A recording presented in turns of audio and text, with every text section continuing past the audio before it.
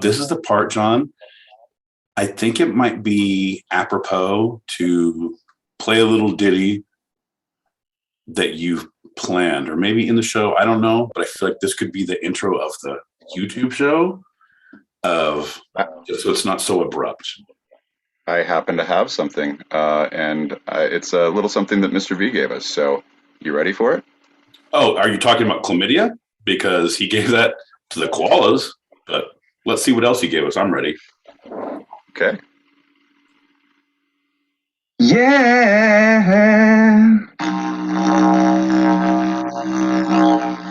I'm a fact finder, and I'll remind you, believe when I say I researched this all day, but we a two-sided pod. You need to rebut all I say with all of your ragings.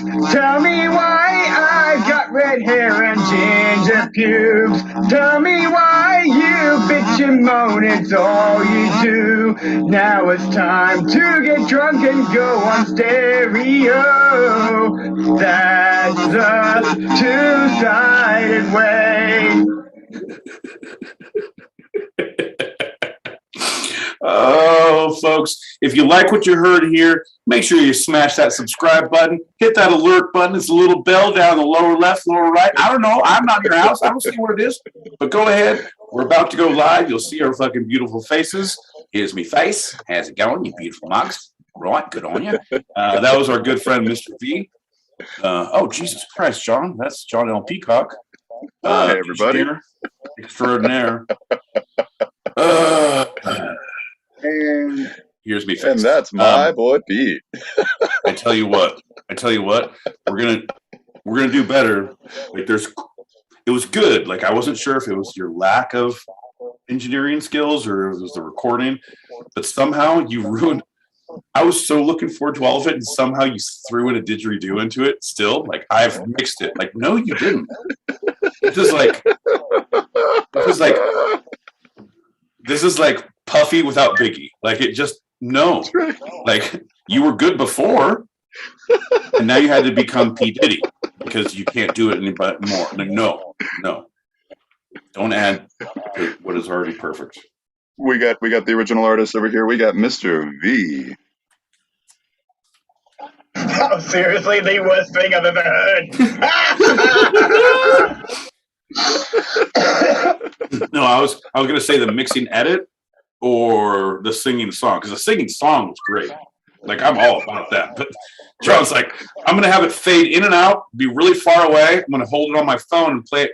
It's like an 8-year-old, like, this is my favorite song from Thundercats, and holding his little tape recorder up to the TV and like, this is my new favorite song. Everyone will listen to it. It's like, that's your recording style. That's correct. And also, let's put didgeridoo with it. Perfect. Just because he's Australian doesn't mean you have to fucking pander to him, John. Don't pander to him. Don't pander. Oh, Mr. V, that was a brilliant, beautiful, brilliant theme song. Tell me why you had to record that song. Now, it's lovely. Gentlemen, you're looking fine. You're looking fancy. Hey. Yeah. Hey, how you doing? Hey, how are you? How you doing? Hey, MFA, tell me why. How you doing? Didn't come out of your mouth. First off, tell me why. Yeah. So here we are, another beautiful Thursday. We're the Stereo Streets. We're also on YouTube Live right now. So profiles in our profile, links in our link. That's right. Take them, invert them, and that's exactly what we meant. So click in there. You can see our ugly mugs and type some messages. Otherwise, you can come on stereo, leave some likes, some dislikes. As long as you smash that subscribe button or smash a shot, which I think we have ready. Oh, because it is a Thursday. Are you? Look at you. It is a Thursday. Look at him. Look at him, folks. Look at him. He's unprepared. This is the first time I win. I win. All right. Doing other things like wonderfully editing that beautiful capella. Yeah, I would honestly say, thanks, Mr. B. I would honestly say cheers. Your time would have been better spent drinking. I'll be honest. You're like, I got to get more didgeridoo in there. I got to get the do, because that's what we're all about. It's a brand. Right now, it's a lifestyle brand. John's trying to make us a brand. Come on, you like Supreme? You like Supreme? Well, you'll love didgeridoo. You don't mind if you do. We got him a fit. Don't forget to hit the like button if you like what you hear, and smash that subscribe button and share the show. Cheers, fellas. Skol. Yeah. Skol! My girl, MFA, goddamn, I love her. Anyone out there, and that's also on the YouTubes, all on the streets, anyone who's listening to this at any point, my girl MFA, Mother effing America is her name, MFA. But go on Twitch, and she's a streamer. Fucking great games, hilarious content, great gamer. Yep. But yeah, follow her shit. She's there. She's one of our good people. What we call a founding member, we call like a board member. It's a member of the city council. That's right. She's in the think tank. All the decisions are made mainly right here, and they get jammed in your chest if you swallow them too quickly. It's midday Friday for me, and I'm driving, but Yeah. I am smashing down. I am smashing down this the rest of this box of Fruit Loops. Oh, nice. They're delicious. They're sitting on my lap, Hell and yeah. I'm just smashing them down whilst driving. Yum, yum, yum, yum, yum. Hey, everybody, if you like what you see here, smash those Fruit Loops and keep on driving. We'll see you next time. Don't be afraid to try other cereals too.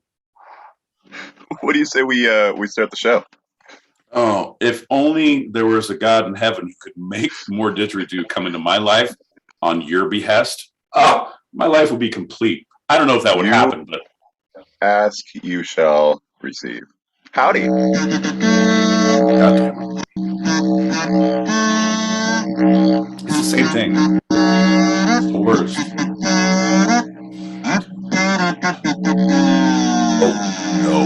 Oh no.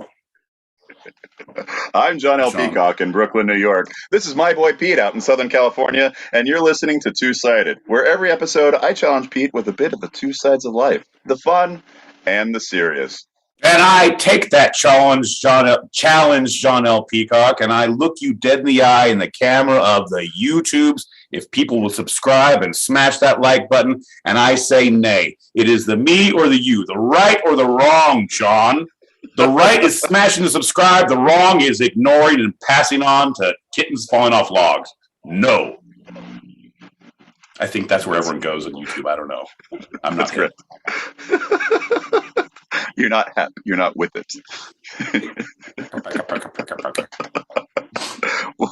Well, we got a bit of a show today, so I'm going to just jump right into our first tin can room round. Hey, wait a minute. You guys are fucking with me. I thought you said it was going to be a lightning round. I came out to get down. But, I guess I'll go back if you're going to do tin cans. Okay, have a good one. Close, I'm John. so glad that got Good rid on of them. Yeah. Okay, so our It's all first about lightning renaming. round. It's all Ready? about branding. Branding. That's right. As always, the first lightning round is always a standard Q&A. Pate, are you ready? Pate is ready. Oh, great. Got it. Yep, here we go. Very easy.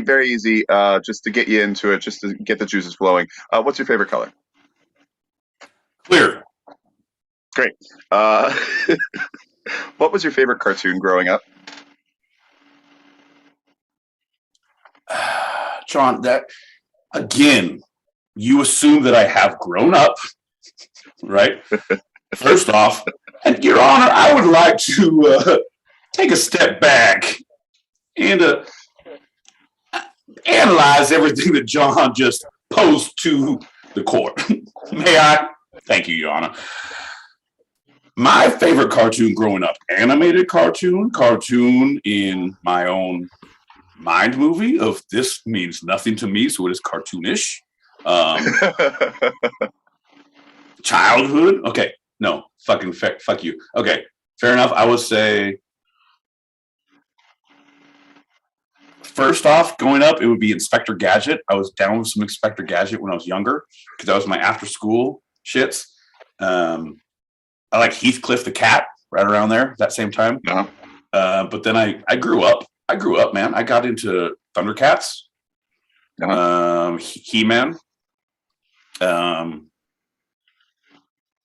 then I was still okay. Mighty Max. As long as I was living at home, I was a child. Mighty Max, great cartoon.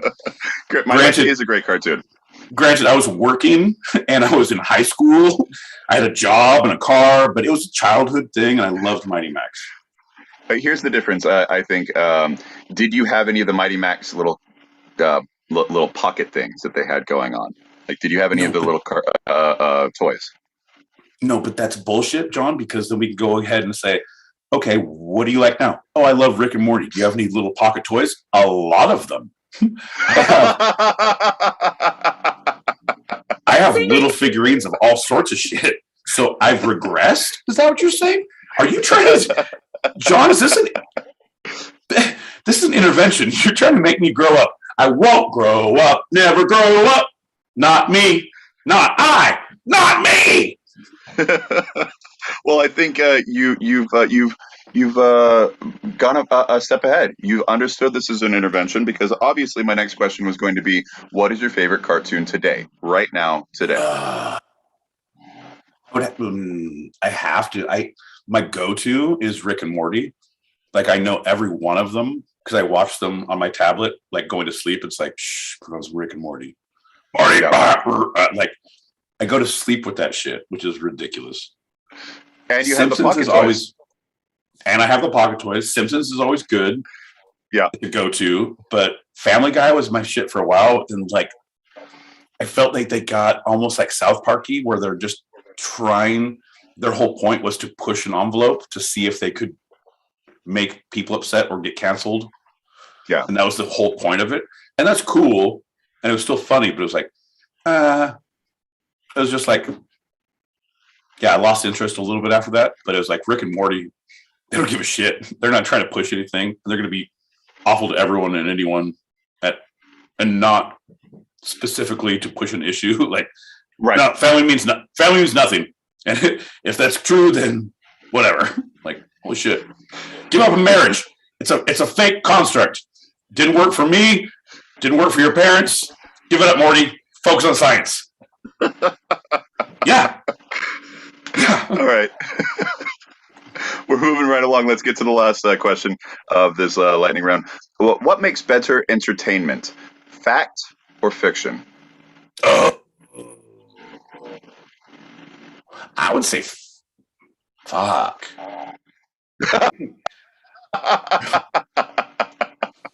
Hey, that was going to be an easy answer. It was like, but the day and age we're living in, it's like, no, fact is way more crazy than fiction. Like, take it 10 years ago, it's like, oh no, you got to have a good story. You got to have some crazy shit. And like, but now it's like, anything's possible. Hey man, hey, did you hear? Yeah, let's invade. Yeah.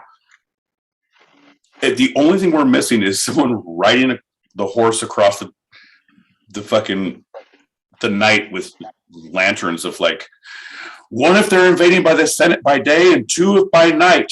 I'm like, all we missed was a horse. Right. Awful. Like, that's just awful. I want to give a quick shout out to Lonesome Lenny, watching us on the YouTubes. My man. Good to see you back. LL. Always. What's up, buddy? My man, LL.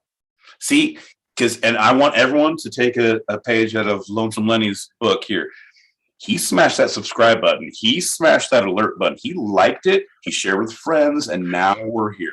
This is the conglomeration. This is where the roads that we took the road of stupidity. Lonesome Lenny took the road less traveled and found us halfway.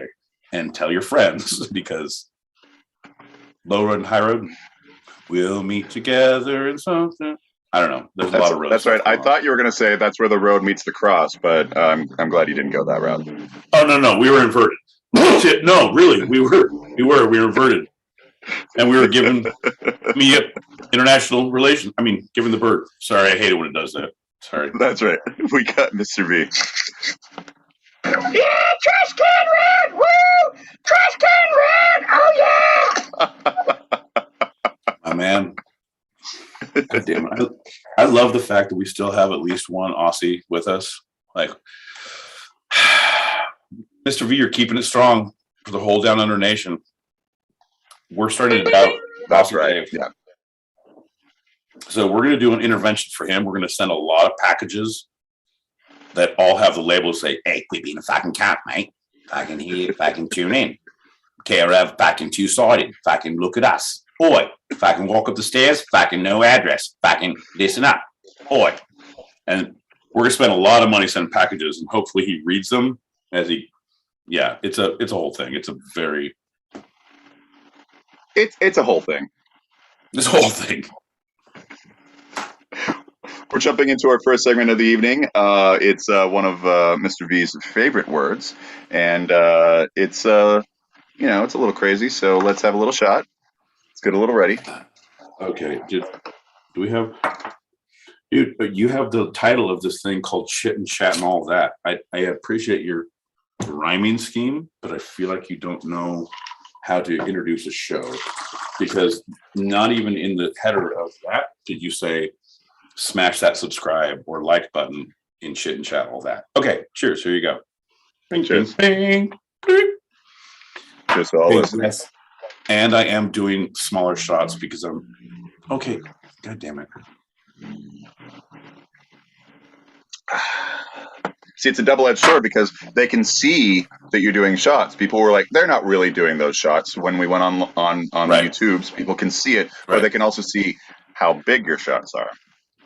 Right. And my thing is, this is a bigger glass, and I have a whole full cocktail. And I only drank wine for 2 days because I was poor. I mean, I had a poor approach to life. I wasn't poor financially. I was poor mentally, Right. religiously, spiritually. I was spent, and Right. I didn't want to leave the house. So I just had to start drinking wine, which is honestly no way to live. Like, no way to live. And so now I'm back on the funny ha-ha sauce. Daddy likey, daddy dancy, look at monkey go. My mom would say, you're never poor. Sometimes you might be broke, but you're never poor. That's all I'll say to mine. Oh, and I would say, John's mom, you're a beautiful woman. I mean, she does read Think and Grow Rich and other books like that, so right. There might be something to that. There might be, but she also was saying, like, hey, the giving tree was not a real thing. And I was like, wow, that's really rough. Yeah. Shel Silverstein calls and says, you're being angry. So literary author jokes. Stupid. Go, John, go. I'm going to listen to your... No, the only reason I said that is chit chat and all that. I don't know how awful you're going to get in. I don't know how fun you're going to get. And I'm very excited, apprehensive, and upset all at once. Like it's a what we call a conglomeration of feelings. Where do you see chit chat and all that? I'm on stereo, and I see you and me, and I see MFA, and it says live, and it says the title of our thing is chit chat and all that. Oh, okay, that's not it. Our title is Ambivalence. That's right. That's the first segment of the night, Ambivalence. So did you? Though you might love me, you might also hate me at the same time. A little bit of ambivalence in your life, huh, Pete? No, John. No, there's no ambivalence. We had this conversation earlier. I started the whole conversation when I was like, John, I love you. I don't like it any more than you do. I'm not a fan of it. Don't say thank you. It is what it is. We're all trying to work past this. That's great, correct. buddy. That's There's correct. no ambivalence. I am anti my love for you. I don't like it. That's not ambivalence at all. No, it's very specifically polarized. Fuck that. And I would say John's mom has never met me. I'm Poe. I'm so poor I can't afford the OR. That's right. Poe. P-O. Like those boys down in Nolans. Oh. The joys. Yeah. It's like my see, and you know when your family has sayings for that, and I know we're getting into your thing, but when your family has sayings for that, you in later life you realize you were poor. So we would my dad would say, we're rich with love and family. That's right. You'd always say that. That's right. We're rich with love. They don't have that. Like, motherfucker, I want a Mercedes and a pool. I want to go to camp with horses and not with roaches. We never are hungry. We keep saltines and peanut butter in the car. See? We can't be poor. And which leads me to what I do is I can't be sober. I have pocket whiskey. All I have to do is pull the whiskey out of my pocket and I'm not sober anymore. Pocket whiskey. It's like saltines and peanut butter. What we had in church, only on the road now. That's correct. Awful, bro. Awful. All right, ambivalence. All right, well, many people have languished during COVID-19 pandemic. Others have felt a bit more complicated state called emotional ambivalence, the simultaneous experience of positive and a negative emotion about something. Many times it's the simple definition is you're repulsed and attracted to an idea or a person or something to something at the same time, and that's ambivalence. And so it's like, for instance, many feel conflicted about returning to the office. That's an emotional, torn ambivalence. But I want to look at that as a little bit deeper. See, okay. Let me ask you before you go, because I feel like you're reading off, like you're in the middle of something. I don't want to interrupt, but truly, ambivalence to me, I always define it as the state of truly being in the middle of truly not. You could go this way, I don't care. You can go this way, I don't care. Of not. I believe the Webster's Dictionary defined it of not giving a fuck. Ambivalent. Fucks given, zero. Ambivalent. So to me, ambivalence is like, I really want to do that, but I fucking hate that, but I want it. But to me, what you're saying of that definition is like kind of, it's like your amputee porn predilection. It's like, I really want to see it, but I shouldn't watch this. It's awful to look at, but I can't not look at it. And I really want to. Yeah, I can't. All of it. So I'm like, so truly, was that the definition in the dictionary of ambivalence of loving and hating, or was that your? Because I thought ambivalence was the presence of being like Buddhism. Like, oh, I want for nothing. I'm ambivalent. I want for nothing. Right. I'm in the perfect state of fuck it all or fuck it all. It's interesting because for a long time I thought the same thing, and I really was going into this with ambivalence, having that thought in mind. But the true definition is very much having opposing viewpoints or thoughts about something at the same time. And that's so, awful. So the very reductive version of it, and probably the first version of it, was being attracted to and repulsed about something at the same time. But it has since expanded into opposing viewpoints swirling in your brain. So trying to make sense of what your left and your right side are saying. Like, I want this, I don't want this. I want this, I love you, I hate you. I love you, I hate you. That kind of a thing. So I know basically what I'm pulling from this already. I'm learning shit and I don't like it, Sean. I need to reacquire some vocabulary to figure, because ambivalence to me, I'm ambivalent. Like, nope, I am not, because I don't love it or hate it. I fucking don't care about you. Like, I gotta find that word, and not you, but just Right. I use ambivalence across the board. Well, and people like that word torn. Oh, I feel torn about it. That is ambivalence. That's well, I see this, but I also see that. I disagree. I disagree, because in my mind, movie, and it's just so you know, it's a cartoon. It's animated, and like a lot of kids love it. Growing up, it's a really good movie cartoon. And if I'm torn about something, I truly care about it. Like, I want to do this, but I don't want to see those people, or I don't want to leave this to do that. I have two different desires I'm conflicted about. That's torn.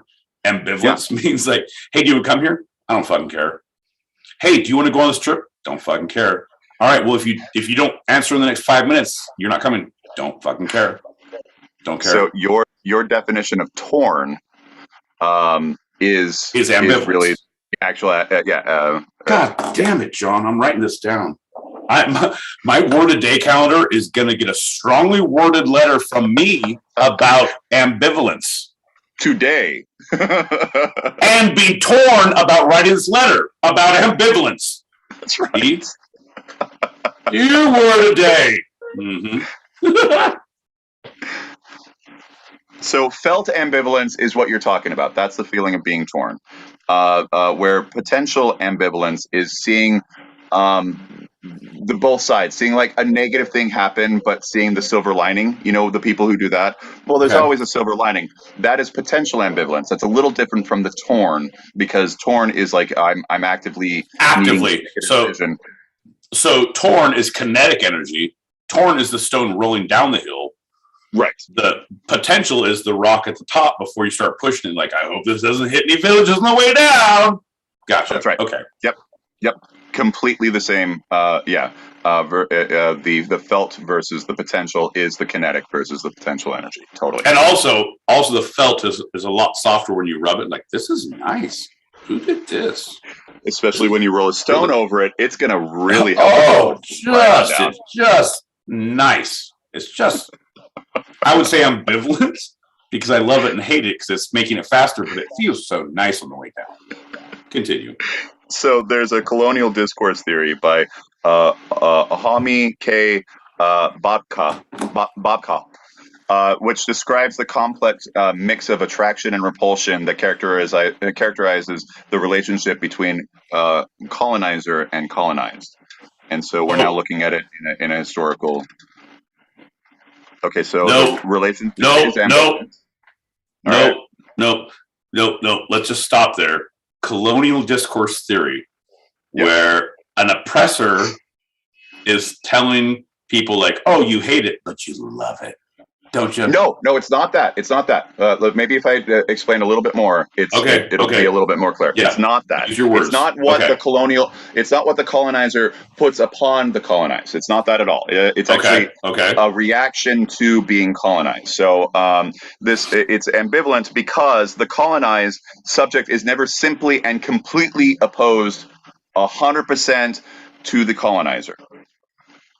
So when the colonizer wants, this is what you were talking about, hey, do this, say this, be like us, take on our traditions, take on our customs, take on our laws, and understand your place in our colony, which is you, right? And that's what the colonizer wants. That's what you were talking about. What happens is not a mirroring, not a mimicry of what's happening by the colonized, but a mockery version thereof. And that's the ambivalence. And that's what, and it's not good for the colonizer. The colonizers usually do not enjoy it, but it's a natural thing that comes out of being colonized. The version of English that people speak in colonized lands, the way that they express the culture of the colonizers, while being colonized. I know. We're gonna get past this real quick. No. I know, but at some point, like I'm writing. When do I get to retort, and when do I get to fucking naysay? I believe. Okay, so so ambivalence is also characterized by the way in which the colonial discourse relates to the colonized subject, for it may be both exploitive and nurturing. And so there's a ambivalence in. I know. No, I'm not. We're not talking good just fucking or bad. No, if you need to get through something, tell me you need to get through it and fucking read it and be done with it, and then let me retort, but don't stop in the middle and like watch my reactions, because I got shit to say. Mockery of your colonial fucking discourse theory, John. All right, I will finish up this point and let you fully go. Ambivalence describes this fluctuating relationship between mimicry and mockery, an ambivalence that is fundamentally unsettling to the colonial dominance. In this respect, it is not necessarily disempowering for the colonized, but rather it can be seen as an ambivalent or two-powered. The effect of this ambivalence is the simultaneous attraction or repulsion is to produce the profound disturbance of the authority of the colonial discourse. My point is done for this moment, and you can go. Oh, your point is done? Did you make a point? I felt like you regurgitated some stupid, awful hierarchy shit that you did not think about before you said. Because if you had thought about what you're saying, like if you're making a point of like, all right, here's where we're going on this, and like, let me set all this up so I can fucking say all these things. Let me say these things. Holy shit. All right, yeah, they're doing their own thing about colonization. They're making us feel bad. So I mean, they're still fucking colonized, right? They still got to. Right. So like, hey man, anything, any country, any invasion, any ownership of any people. Hey, you know what? We could let our slaves go, but they're so scared of it. They don't like it. We're doing really good things. And now but you know what they're doing? They're making a mockery of all of our plantation owners. So we're getting our comeuppance. We don't like it. It's really bad, but also everyone get back to work. What the fuck, John? That is not colonial discourse theory. Fuck that. Ooh, I got more words. My word of the day calendar letter is getting longer. Go ahead, continue. So some examples throughout history in the later end of the Roman Empire. At that point, it was the Holy Roman Empire, right? Where internal corruption and external forces that they called the barbarians, the Germanic forces, were causing the brink of its collapse and destruction. Everybody was perfectly fine. Why? Because of cake and circuses. Because they were lazy, fat, and happy. And so there was no ambivalence. And so they, the citizens who were seeing the whole world literally crumble beneath them, were perfectly fine with it because their country told them, we are the best because we're the Romans, and everyone else non-Roman is second. And so instead of having the Christians go into the lion's den like they did before, since they were all now Christians, they had pagans and Jewish people and others, the foreigners, be gladiators and fight each other, all for blood sport. And that's where the first, major sports come from of blood sport. And everyone was just entertained. They were just, it was for a spectacle, it was for sport, it was for entertainment. And so there was no uprising within them. They just let the whole grand empire fall because they were of one mind. We are the best. Everyone else is second best. How could we ever lose? And that lack of ambivalence caused them to just fall into the brink with no thought of whatsoever. I'm having a very difficult time. I'm having a very difficult time retraining my brain on the definition of ambivalence. I'm like the way you're using it, and like I understand because you defined it, and I feel like I need to look it up in a lot of different dictionaries and encyclopedias and thesauruses. I need to find synonyms, antonyms, consonants, homonyms, continents, hemispheres. I will find everything. That smelled fucking rotten to me from where you picked it up. Oh, that was straight whiskey. I almost drank it. Yeah, you better put in lemon juice. The drink. Yeah, put in lemon juice in that because now it's better. Drink that whiskey and lemon juice. Ugh, with a little bit of soda water. Yeah, great on your cocktails. But ambivalence. They had no ambivalence, you said. They didn't. Right, where your old definition would have been more like, yeah. Not my old. The correct one. I currently have them. Trying to fight, John. Don't put words in my goddamn mouth. My condolences. You also said everyone's Christian now, so they started. There was no ambivalence, so they were fine with the world crumbling around them because their city and their people and their government told them it was fine. And so in the Colosseum, there was no longer Christians because we're all Christians. So there's now foreigners and people. And this was what the first blood sport was. And again, another red flag. I'm like, first, you're giving me a new definition of ambivalence. Secondly, you're giving me a new definition of blood sport without Jean-Claude Van Damme. I am all over the place tonight. I'm making notes and I'm trying to be thoughtful and ambivalent or non-ambivalent. I don't know which one I should be at this point to your fucking attacks at my understanding of life. But I digress and allow you to continue. Great. So looking at that, what does spark a revolution? What stops a war? When governments say this one thing is right, for example, the noble class shall always be above the working class. Even if the nobles are literally broke and the merchants are very rich, there will be this ambivalence because they're saying, well, my country tells me I'm of second class, but I feel I am better because I have more money than those stupid broke nobles over there who squandered all their money for generations.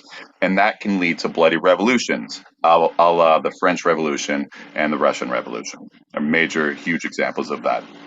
Right, where the country is just telling them one thing over and over and over again until the proletariat says, hey, you know what, we're actually better than you. And so that ambivalence turns into rage, which turns into war, which turns into revolution. Which turned into capitalism. It's all about money, John. Continue. Another example is American slavery. You brought it up. I will continue with it. Where half the country profited off it, and the government made deal after deal after deal to keep the system in place, saying, you know what, it might be not great, but we'll never say it's horrible. And therefore, everyone should think it's something that's just part of the system. Those who were removed from it and had to fight their own ambivalence, saying, well, my country's good, hating slavery, yet loving the country that allowed it, until it boiled over into bloody civil war. Another example of how ambivalence sparked dissidence and dissent and therefore revolution. And what can stop a war? It can be as simple as a photograph.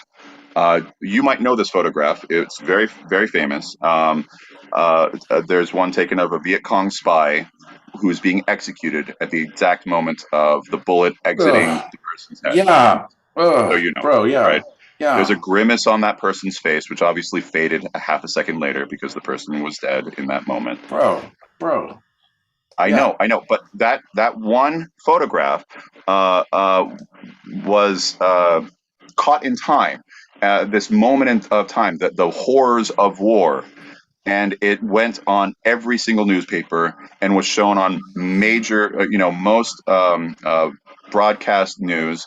And the broadcast news started showing more images of war and showing how ridiculous this war was. What our country kept on saying over and over again: this is the correct war.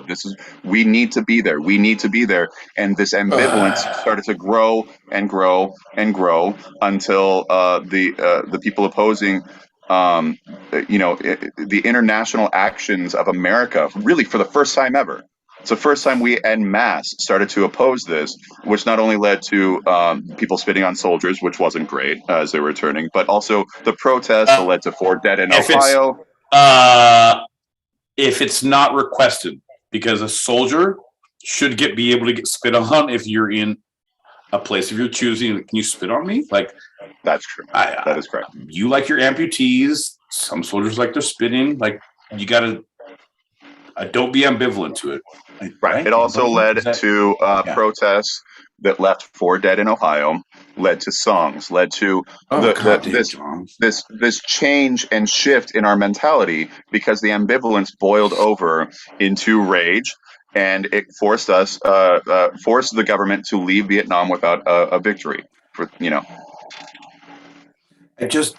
I feel like, as much as No, I'm never going to look at a script of what you're saying and what you're doing. I will never do that. My normal would be that I'm ambivalent to what you're doing, but that's not it. But at this point, I truly feel like I need to maybe take a more passive approach when you're in the heat of the moment, and just like let you go, because I make a joke like, whoa, dude, that's not a joking thing. What the fuck? That left 4 dead in Ohio. God damn it. Okay. Shit, son. Shit. Yeah. But I looked up ambivalence now, and ladies and gentlemen, everything John L. Peacock is saying is correct. It makes us all uncertain about our futures. We'll recap later.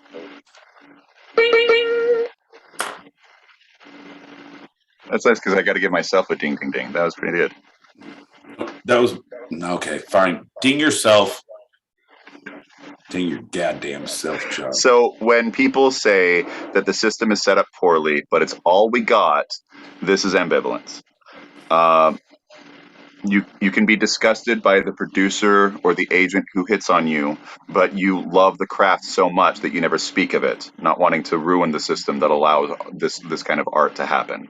Obviously, talking 100%. About the entertainment world. Yeah, 100%. That's how John got all of his movie roles. My boy John is very ambivalent about the casting couch. He has been there many a time and is ambivalent about it.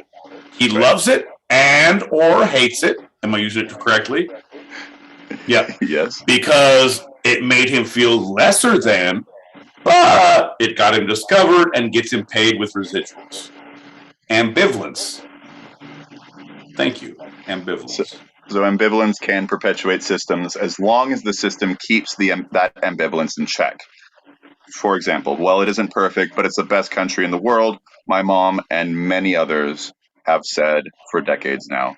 And the system bucks back. Love it or leave it. That is that quote is in direct opposition to ambivalence. It's like, you can't have ambivalence and still be part of us. You're either with us or you're against us. These are the system's ways of bucking against ambivalence that might boil over into change, into revolution. Okay. But when ambivalence spills over, when people see that change can happen without removing the parts of that they love of something, the art that comes from the entertainment industry, the community that comes from the best America has to offer, these kind of things, then ambivalence is used as a powerful tool for reform. Remove that part that repels while keeping the attractive qualities of the system.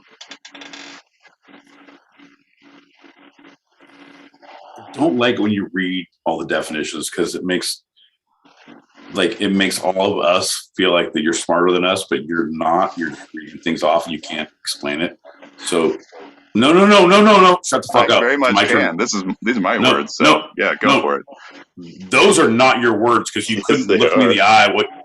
Then look me in the eye and say those things again. Because what I'm saying is the ambivalence that has taken place and has come through the music industry and all the arts and the things like that, the true reflection of it, if we're looking at anything that John is saying, is J-Rock. Okay? J-Rock, do you know him? rapper? No. Keep going. What about J-Rock? His song is either you're either against me or you're either with me or against me now. Win, win, win, win, win, win, win. All I ever do is win. Win, win, win, win. Either with me or against me now, win. J-Rock. Okay. And I didn't do that correctly because I'm now upset that you didn't know it and you're looking at your ginger face while I try to... Oh, no. Fuck everything else. Win, win, win, win. Yeah. Yeah. No. There you go. So look that song up, John, because if you're saying that's ambivalence, J-Rock just he is the antithesis. He is the specific definition of the art that comes from.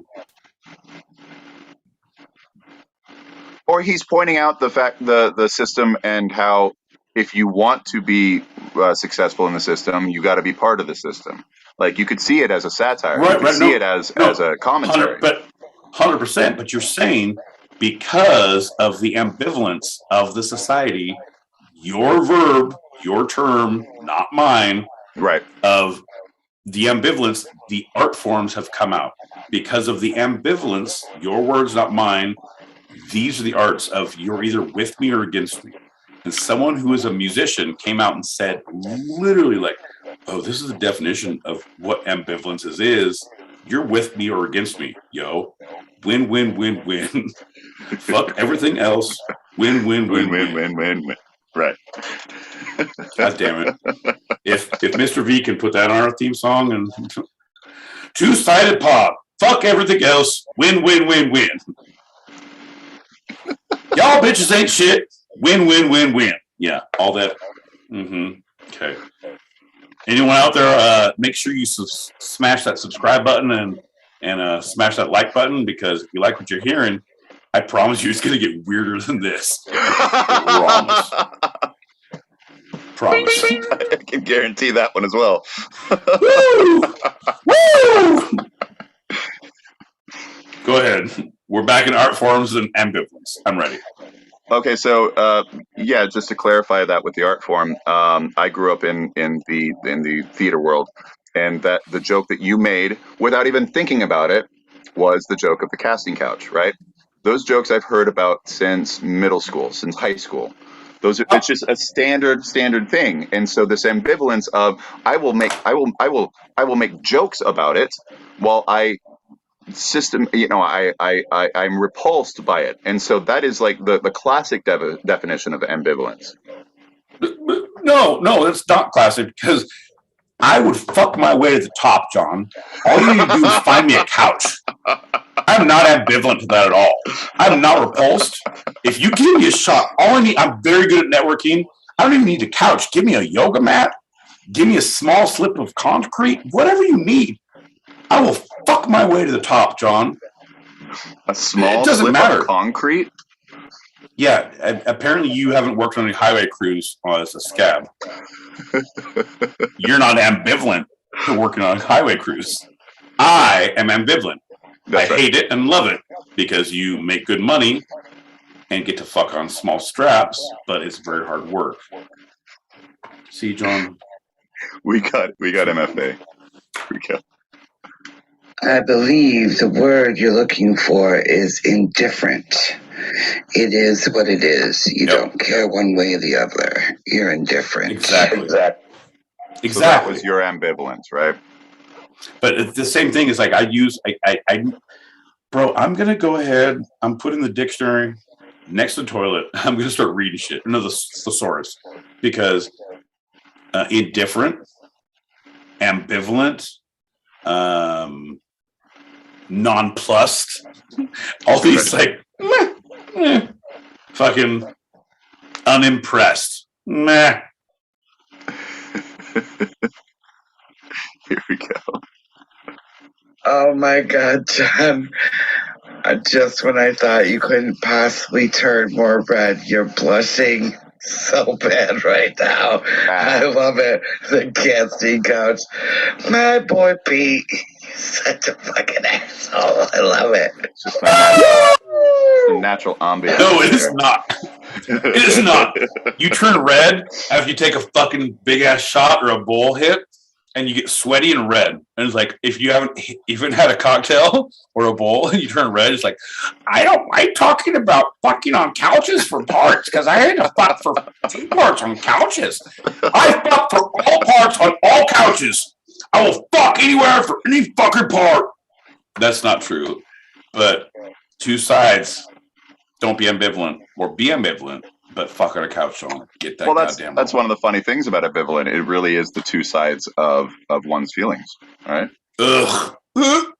You did it on purpose. How dare you, sir? I said, how dare you? The ambivalence, the 2 sides. Like, I don't like to use my definition against me, but I am indifferent about your definition of ambivalence. How about that? And with that indifference, we're going to head on into our second. Oh, no, not that. Let's try that again. We're not going to head anywhere. Apparently, the trash can room round does not work. The trash can room round does not work. I think we're just going to have to go straight into our lightning round. There we go. Oh, God, trash can room doesn't work. Sorry, we're going back to the old. Here we go! You guys were calling me? Hey, I was very ambivalent before. Are they going to call it? Are they not? What? I don't. I'm not sure. And then I realized that maybe you're either with me or against me, y'all. Wait. All right, I'm with you. Let's go. Listen, Pete, you might want the help of Lightning Round Guy. You can choose. This is commercials. One of your favorite lightning round segments and mine. Dude, I don't like commercials. Like, can we? Like, some of them are unfortunate. Can we do? Are you ambivalent to doing a shot? I don't like this word. I don't like this term. You're not getting any more cocktails. That's why you don't have any booze left. Yeah, I got a shot. I'm not ambivalent about that. This is all love. No repulsion. Everything's fine. You can repulse all you want. Yeah.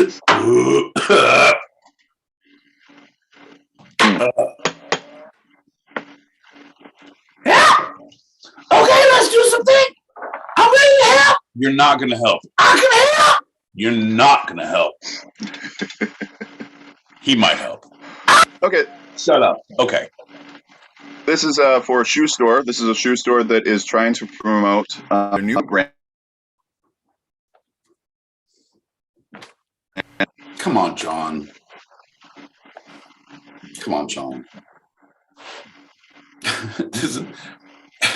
What the fucking you literally just watched the Simpsons episode, didn't you?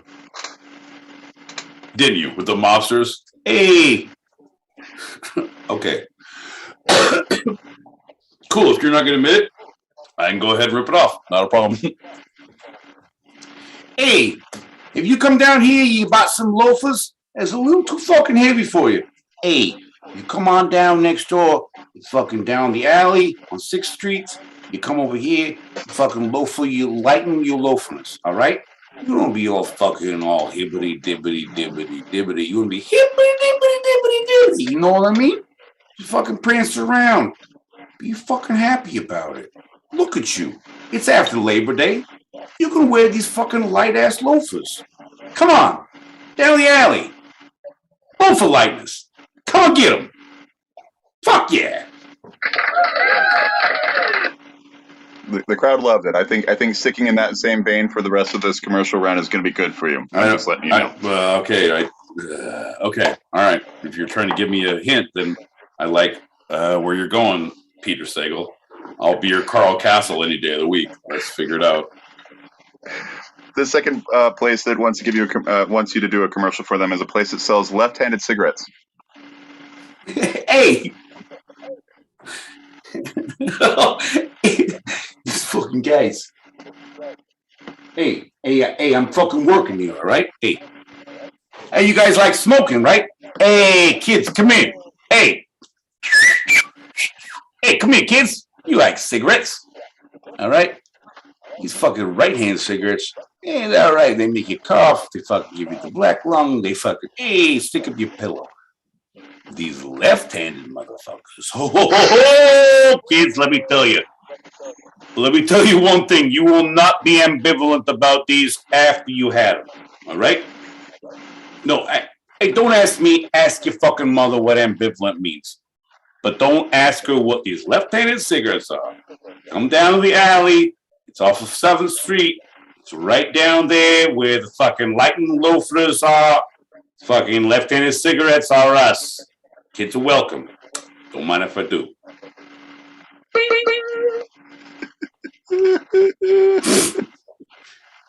This next one is a company that sells non-traditional stool softeners.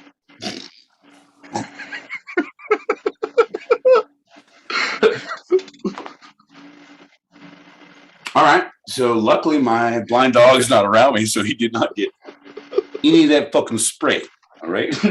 Fucking John.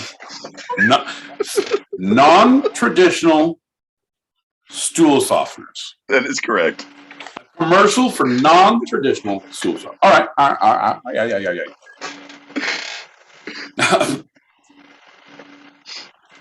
Oh, hey. Oh, God. I can't pass nothing down here. So I went to my local alley, right down on 7th Street, right by the local lightness place and the left-handed cigarettes. And they're like, hey, do you want non-traditional stool softeners? I said, fuck yeah, I do. Because nothing is coming out. It is not ambivalent at all. I believe, I don't know the words, but I think they'd be ambivalent. No, I think it'd be bivalent. My shit is bivalent. They're like, I'm not sure. Anyway, they're like, hey, here's some non-standard stool softeners. This one looks like an umbrella. You insert it wherever you think you need to, unbroken, and if I can pop the top, pull things out. Ear, mouth, whatever, earwax, fine. Also, hey, I don't know. We're all ambivalent around here. I love it. I hate it. It's a hell of an alley. I got a left-handed cigarette. I lost my train of thought on the way to the non-traditional stool softener space. Folks, come on down.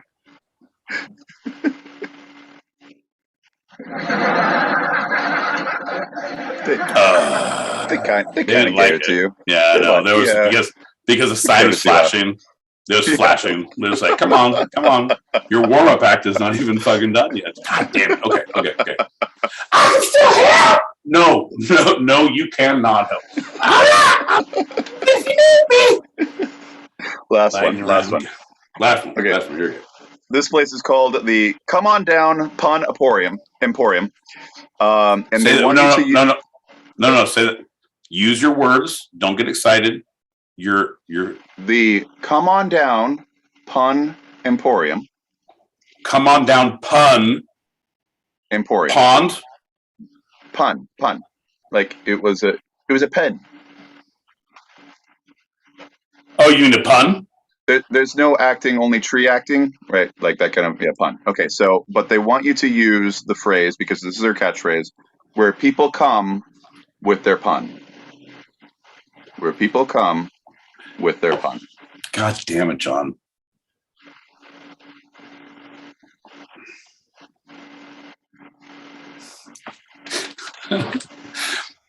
Okay, let me just fuck shit, John. It's the Pun Emporium. It's a store that sells puns. Yeah, it's called the Come On Down Pun Emporium. Okay, it's called the Come On Down Pun Emporium. Come on down, Pun Emporium. Okay. It's called the Come On Down Pun Emporium. And their phrase that they want used is everybody comes with a pun. But where people come with their pun. Where people come with their pun. Where people come with their pun. John, can you send me their logo? Where people come. I gotta have notes. I'm not that good with their pun. Okay. Also, I need to have a secretary because I can't write right now. No, that's not going to be good. Not going to be good. All right. The Come On Down Emporium. No, fuck. I got to write the name. Say that one more time. The Come On Down Pun Emporium. Yeah, you got it. Come on down. Where people come with their pun. You worked all night on this, didn't you? Like, this is your one fucking bullshit, and you're trying to, like, get me into a pun corner. Well, that's... Hey, okay. Hey, folks, I know you see me a lot here. And it ain't no jokes. Well, it could be jokes. It's a little funny. If you ask me, you see me at the corner of 54th in the alley. I mean, we keep moving. We're always on different fucking alleys every day, okay? We got the fucking left-handed cigarettes. We got the light and loafers. We got the fucking, the cataclysmic. I mean, it's a whole fucking alley, all right? But today I'm here to bring you the greatest news that you've ever heard, the Come On Down Pun Emporium. Because if you can't come on down when you're coming on down with your puns, you ain't coming nowhere. And one thing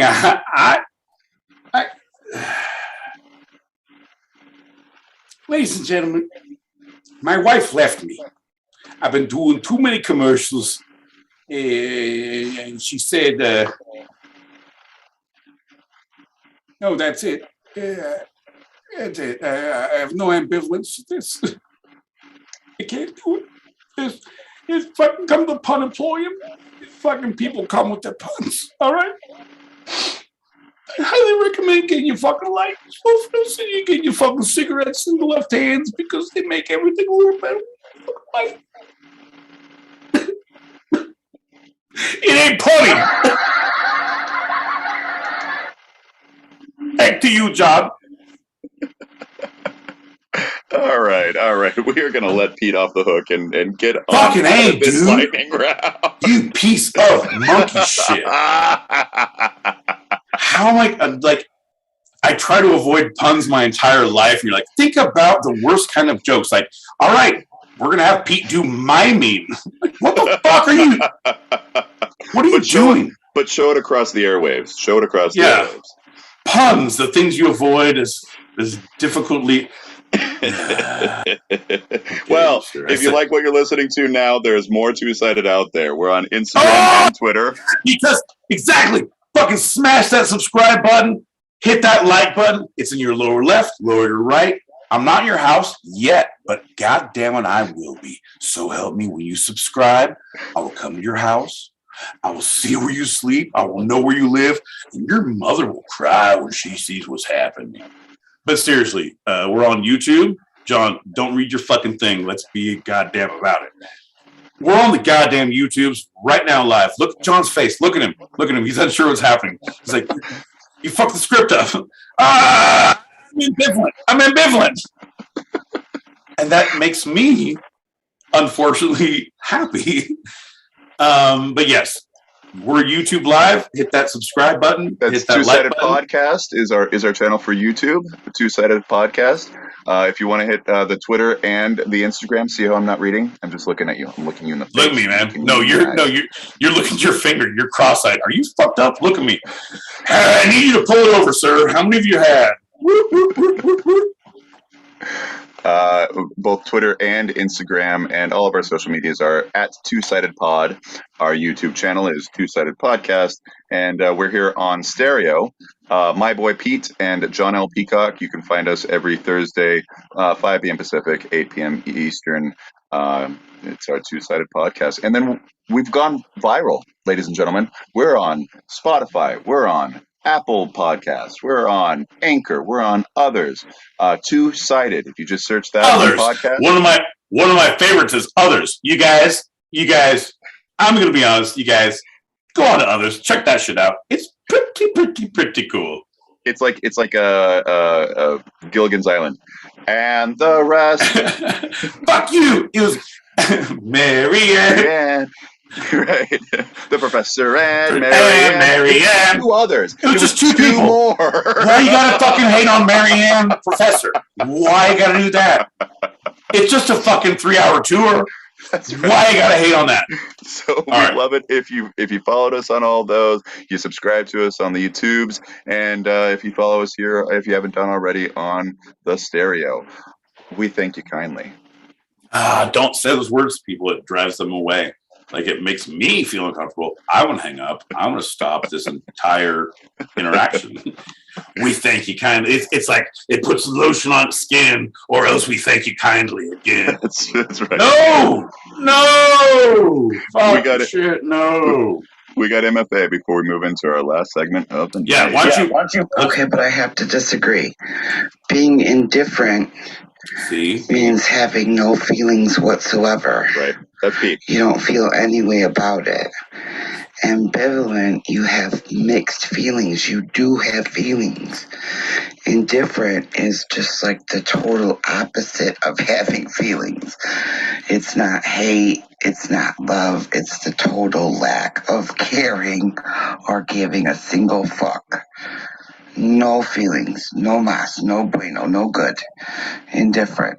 I don't care. It is what it is.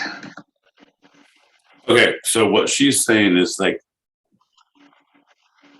indifferent. Okay. No, I should. Are we working blue? Is this thing on? Are we working blue tonight? Are we working blue? So the ambivalence is like, that's like, there's feeling there. It's like the tip, right? It's like the tip, but it's like indifference. Like, you're taken down, like you're all the way at the bottom, in between. No one cares and no one wants to know. Is that, did I clean it up enough? Because I was going to go a lot. Ladies and gentlemen, should we do it? You know what? I think that we should probably do a shot. I think that's also the perfect segue into our final segment of the night. So let's do that shot and let's get this ball rolling, eh? Okay, can I? God damn, I have to make a cocktail. No one look at my freezer. All the great stickers are dead. So let me just address this. Stay on track, John. Stay on track.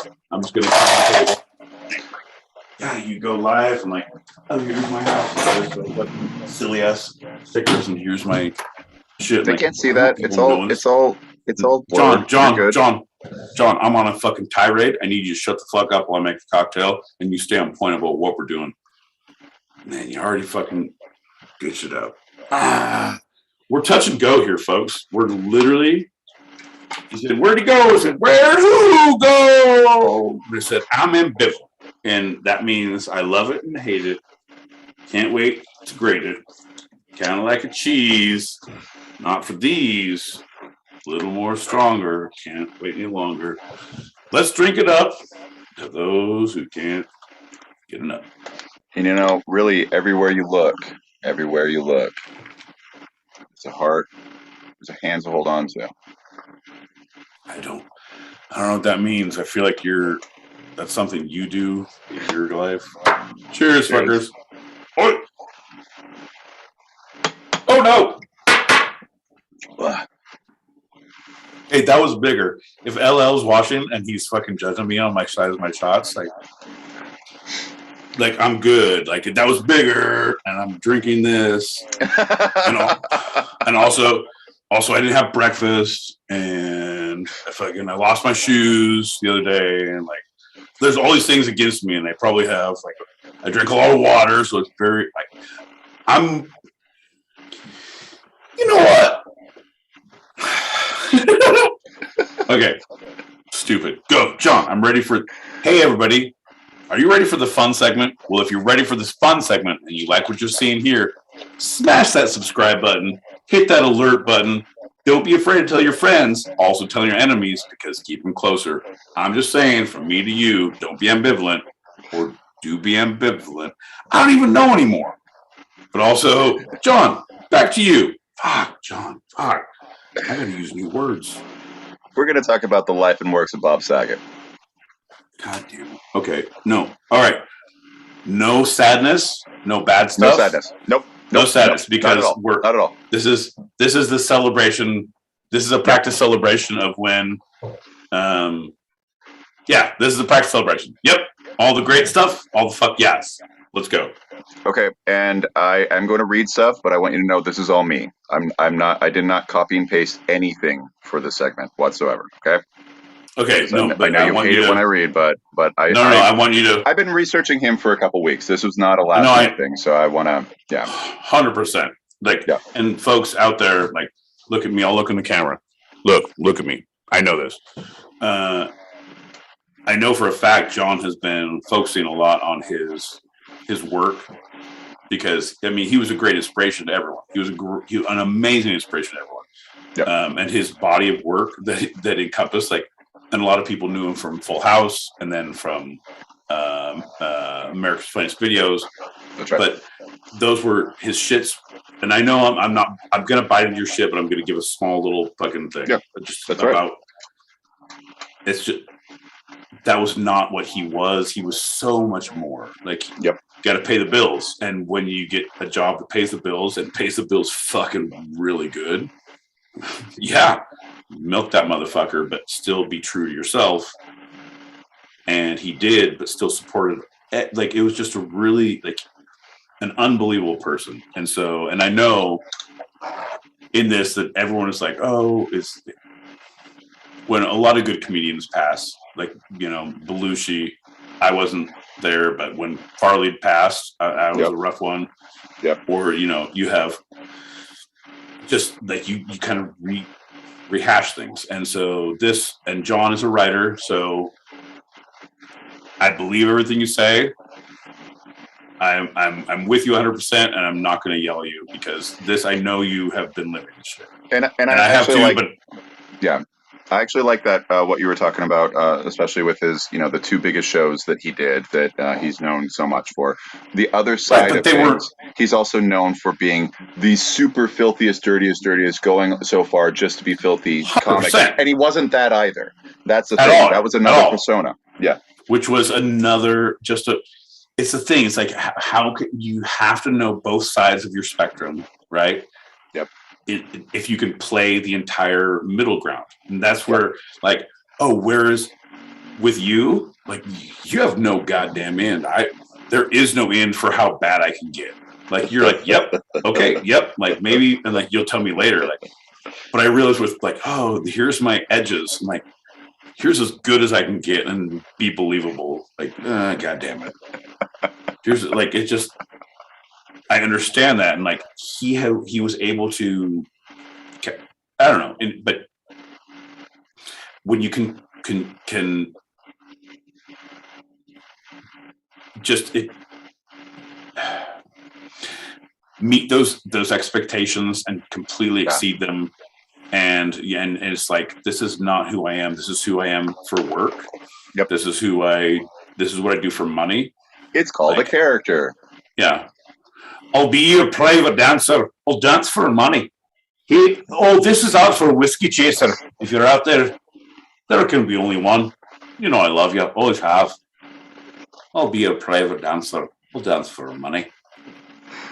So looking up a little bit of his past, Bob Saget, who was born in Philly, known to millions as the goofy persona represented in his two most known shows, and to millions others as the filthiest comic, if not the dirtiest comic in the last 30 years.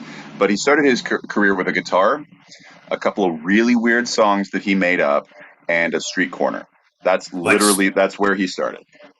So he was a street corner musician, comedian. He was like Steve Martin, because Steve Martin was a musician first. Yep. So he was street corner. Okay, I didn't know this, John. I'm learning things, and I'm not mad at you for not looking at me in the eye. Everybody who's on YouTube, everybody look at YouTube. We're on YouTube right now. Smash that subscribe, look that like button, and don't be mad at John for not looking in the eye. I'll look you in the eye right now. He also had a very amazing talent to riff. This is something that my boy Pete usually has. There's a point, but he usually Keep going. has. Okay. Okay. All right. Let's get out of that. Do Okay. your As a thing. kid, Yeah, do he your got thing. he got his first big break being on a kids comic show, which was hosted by Rodney Dangerfield. From that Shut point the fuck on, up. yeah, Saget would Okay. go on to say for decades that that Dangerfield was a mentor and a friend of his. Basically to the end of Danger, he spoke at he was the main person of the eulogy for Dangerfield's funeral. Okay, I didn't know that. What was the show? Well, the whole thing is foreign to me. I had no idea Dangerfield did a kid show. What the fuck is that? I don't think it was aired. I think it was all live. I think it was like a basement show is like very like. Okay, so it's Johnny Carson and Ed McMahon. Ed McMahon had that kids talent show. I think it was like a non filmed version of that. So it was like people would go on stage and they would do but it was all live. Fucking here we are on. Okay. Yeah. Okay, I'm gonna research that. Go ahead. So he had a few specials, many years of hosting at the hosting the comics at LA's The Comedy Store. Have you ever been there? The Comedy Store out in Hollywood. Yeah. Historical, obviously. Mostly, they advertise Richard Pryor, but also, so he became friends with Richard Pryor, became friends with Robin Williams, Howie Mandel, and other iconic comedians of the later 20th century who went through the Comedy Store. So it was basically the Comedy Cellar out in New York and the Comedy Store out in LA. Right. The thing is, like, it's iconic. Just so you know, anyone who's out here visiting, it's iconic. It's great. But it's like, oh, we have no real comedians and it's open mic or whatever. It will fill up. They have a limit. So like, oh, if you're drunk, I'm like, let's go down there. No, you ain't getting in. You're like, you have to go there to get drunk. Yeah. It's like the Comedy Cellar. If you don't have tickets and you don't want to wait for 3 hours to get in, you're not going to get in. Not going to get in. Yeah, and that's the thing is like that's how I saw him. I was with people who knew one of the comedians performing. And it was like, so we went in like VIP, like, God damn, of course, that's how we have to go into any club. And then I waited in line for 45 minutes for El Torito. And I was like, ay, Dios mío, this is no bueno. So this is the time Saget says that he failed enough in order to really succeed. He was a huge proponent of you need to fail as quick as possible and as big as possible because the failures are where you're going to find the real gold, the real gems that help you to succeed beyond that. Fuck you, John. Fuck you, John. Did we just get our Bob Saget moment for the two-sided pod that we're failing both as hard as we ever have in our entire fucking career? And then we're learning from how... Fuck you! All right, thanks, Bob. I'm going to shut the fuck up. So he found his very weird voice in the world of comedy and was quickly rising to the middle of the faceless thousands of comics that come and go every year. But then, in 1987, inexplicably, he was cast as Danny Tanner in this weird children's sitcom called Full House. We played this OCD neat freak of a widowed father. It became one of the most successful shows of the early 90s. If it wasn't number one, it was in the top 5 basically every year of the 90s. It started in 87, went for 8 years, and after season 2, it dominated the networks. Right. Tens of millions tuned in to view every new episode, and another tens of millions of viewers came in to see their when they syndicated, when they went, what is that? The weekly. Oh, it's not new episodes; it's showing the syndication. Syndication. Yeah. Yeah, that's what you're hoping for. Saget's famous answer to anyone who ever asked what his favorite episode of that show was, is always the last episode.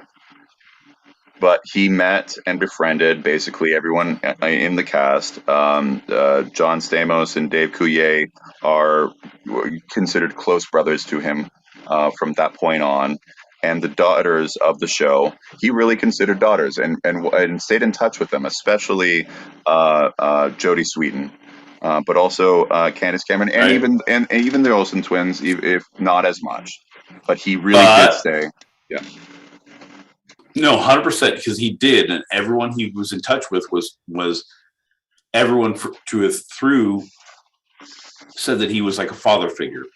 Yes. However, it did not preclude him from making these horrible jokes about those kids, yes, which was brilliant. And Kimmy Gibbler. Brilliant. Yeah. Look at you fucking scoliosis looking. Okay. Brilliant. As long as it is in an awful.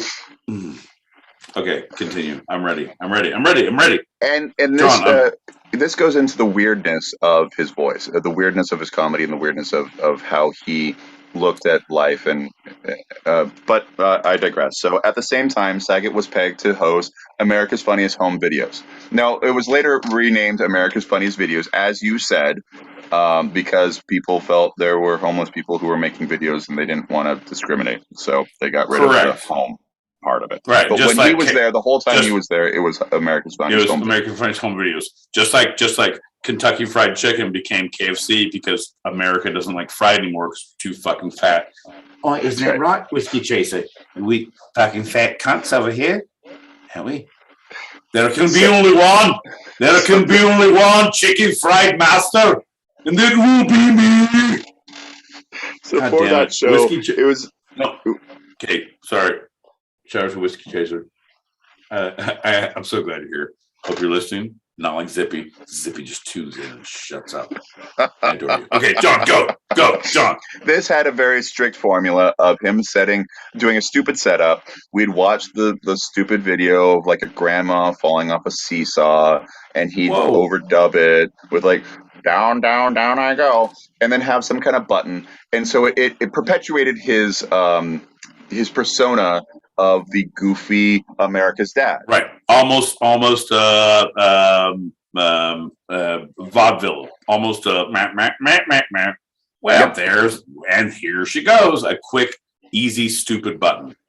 It's the I just flew here from Chicago and boy are my arms tired. It is literally that kind of silliness. Take my wife, please button. Right. Okay. Yep. So that era ended, and the first thing that he did outside of Full House and America's Funniest Home Videos was directing his first movie, Dirty Work. We talked about Dirty Work recently with Norm Macdonald. Seriously, folks, anyone out there, it's not a great movie. Like anyone who does not like Happy Madison movies of like Happy Gilmore and those, if you don't like those, don't look at this one. Like you're not going to be happy.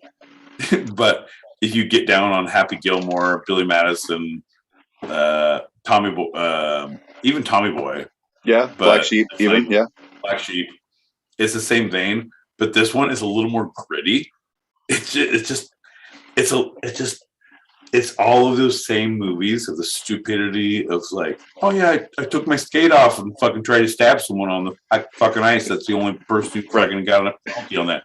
It's that, but it's like that's a Saigon whore who bit my nose off. Like, whoa! It's aggressively. It's Saget comedy, but it's a great. Anyone who's seen that, like, yeah. It happened to be Chris Farley's last movie. Artie Lang. Last movie. Yep. Artie Lang. But Artie Lang and Norm Macdonald were the two main characters. Chris Farley was, all right, it's a street fight. F7. It's like Street Fighter's like, nope. If you like pina coladas. And there's a whole, he wanted to have Street Fighting Man from fucking the Stones playing, and instead he hit the wrong button, and they have a giant bar fight to If You Like Pina Coladas. Like, goddamn, everything is beautiful. Great. And a quick shout out to Don Rickles, who helped him direct the movie, uncredited. It's not the first time they met, but they didn't know each other that well up until that movie. And since then, Bob Saget has called Don Rickles his second father. and so Don Rickles has come up a lot in everything I've been every special. Okay. If you look at it, he'll mention Okay. Don Rickles at least once. He the episodes that he does for his podcast, he like Don Rickles. It was a father figure to him So from that point on. And Dirty Work solidified that. On my thing. So one of the things that because I have watched I've watched everything video of Bob Saget. I have not listened to his podcast, and you are way farther than that on me. So I will try to naysay. I will try to belittle you. I will try to derail you, John. I will do all of these things. However, I have my ammunition, and I will admit that from the get, and then we will continue from here. And this is a really fun segment. Like, this is literally, you're doing anyone else listening, if you're doing the crossword puzzle of the literally, figuratively, actually of my boy Pete's bingo cards of verbal tics, this is a good one. Literally, John, I'm excited about this. This is the best one you've done of fun. It's not fun, but it's fun. But fuck you, and I have a little information, and I know you have more, but I'm excited because this is one you can shoot across my bow, and they're like, nope, you fucking B5, you sunk my battleship. I will still make jokes. Okay, go. Continue. I'm excited. Go. Okay, so with Dirty Work, in addition to creating a lifelong friendship that was a very much father-son relationship with Don Rickles. Yeah, going back on it, you mentioned those other movies, the mid to late '90s movies that it was very similar to, in the same vein of. But there's something about it, like the amazing theme is the economy of comedy in that movie. It is the most economically comical movie I think I've ever seen. It was amazing because there's very little backstory, if any, about anything, any person. The transitions are simply jumps to the next moment, and the next series of comedic circumstances, and the next necessary piece that makes up the whole. They cut out all the fat, which was beautiful. Right. No, so and it's a very difficult thing to do. So I know what you're saying there, and in a movie, in a cinematic thing, that they literally just like boom, boom, boom. You're hitting the high points. It's like we're doing play-by-play. Like there's very, very little color, right? If we're doing sports fans, but for comedians, it's like this is a conservation of words. Like how do I get from my intro to my punchline? And I was like, all right,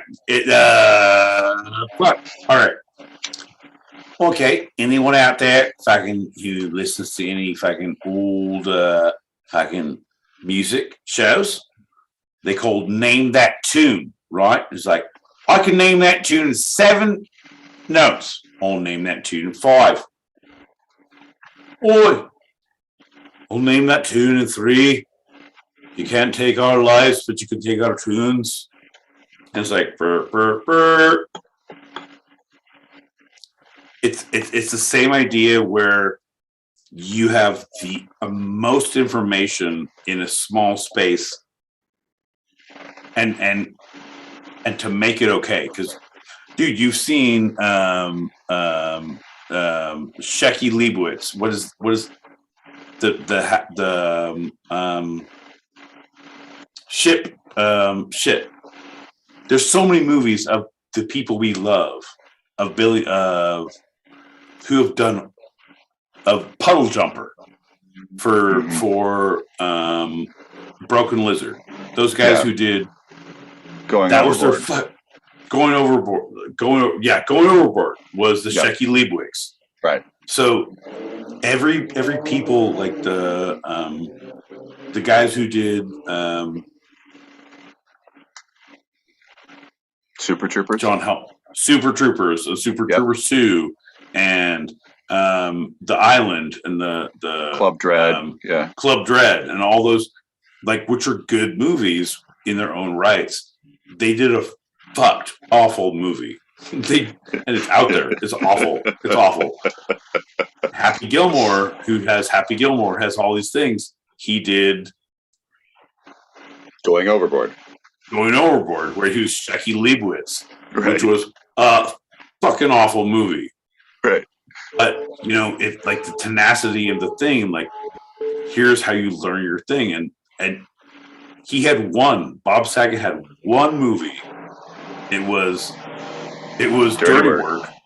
And it was, God damn, it was awful and brilliant and awful and brilliant. John, I'm ambivalent about it. Actually, I'm ambivalent. I have become less ambivalent and more ambivalent at the same time, and I feel like I need to call a doctor. Doctor! Woo! I have no idea what ambivalence means anymore, and I will use it collectively. I will use it as like, hey, give me that ambivalent fucking lighter. I will use it in place. John L. Peacock. Do you realize what just happened with our show? Anyone who is here right now, I will no longer say the word fucking. I will say ambivalent. It's because it's a broad meaning that means nothing. It means everything. Can I get my ambivalent co-host to hand me that ambivalent lighter, please? Hey, if you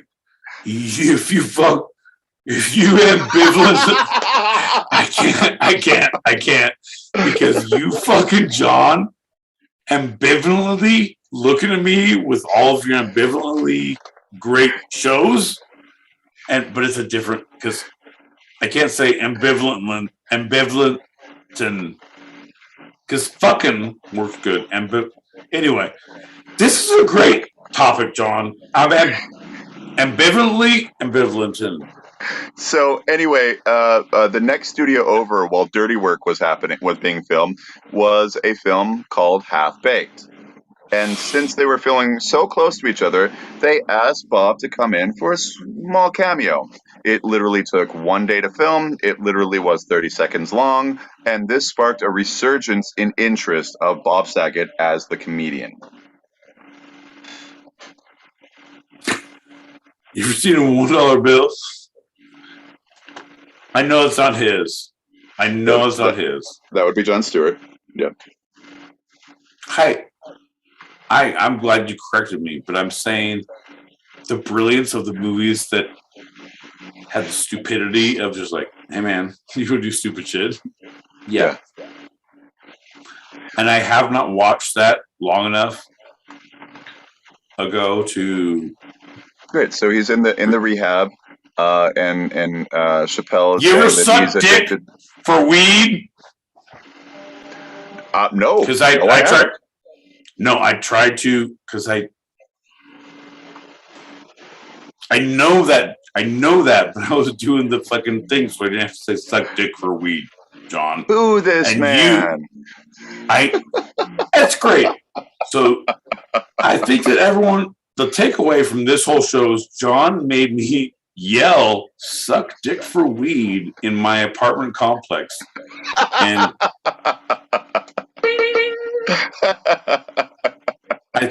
we all knew what it was. I'm not an idiot, but God damn it, I'm an idiot, and I'm going to get a lot of business or the cops come at me. Fuck you, John. Fuck you very, very, very much.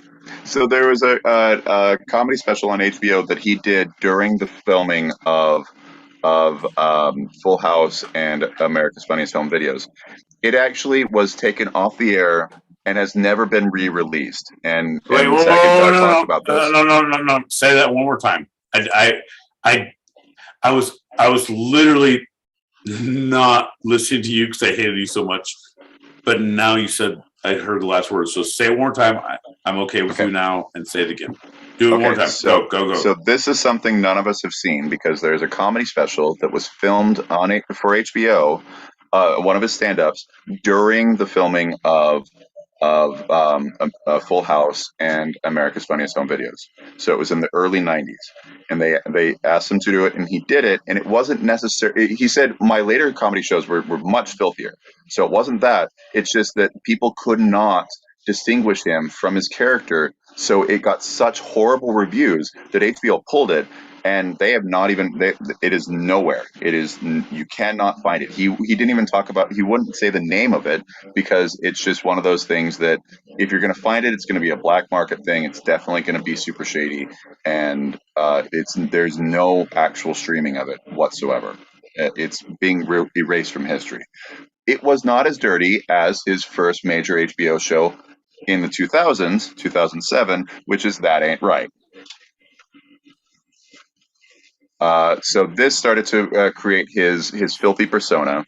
Along with this was obviously the Entourage cameos. The cameo of him on Half Baked. With Entourage, it was him playing a character named him, but being really dirty, kind of like Neil Patrick Harris in Harold and Kumar Go to White Castle, right? 100%. But I'm sorry if I coughed right there, everybody, because anyone who's watched Harold and Kumar Go to White Castle, that is actually Neil Patrick Harris. It's his name right there in the movie. No. I mean, it's funny, but I have bought a lot of ecstasy from him. A lot. And from the Magic Castle. We were in the Magic Castle. He's like, look at this. And there's pills in your pocket. Whoa. That's untrue. All of it is untrue. I was working with you, give me, John. Go ahead. So his last major special, which was 0 to 60, you can find on Prime. Oh, dude. Yeah, no, it's good. No. Okay. All right. Sorry. Go ahead. Yeah, the last major one is good. Yeah, no, it's good. So he talks about it at the very beginning of the special. He says, someone wanted him to be more Danny Tanner. Like, what? He's like, what do you want me to do? Dust bust? And then another woman wanted him to be much filthier, and so he pissed on her, and she liked it, and everything was great, and that was his humor. And I think that really is the epitome of his comedy, being him while giving the people what they want. Very Kinks, give the people what they want style. I think that's what makes Bob Saget such a chameleon and makes some people think he's only Danny Tanner. Some people think that he's just the filthy person trying to be the opposite of Danny Tanner. And those who follow him realize he is this really weird, self-reflective comedian that in the moment he will say, oh, I'm saying this filthy thing, and that's not right. And it adds to his comedy in such a wonderful way. I think he's such a brilliant comedian because of it. I agree, but I feel like you're picking up on the wrong cues. Well, no, I'm sorry. Everything John does, I have to naysay. I have to. What you understood is incorrect. What I understand is the right, and you are the wrong. It's difficult for me to communicate the correct way. Anyway,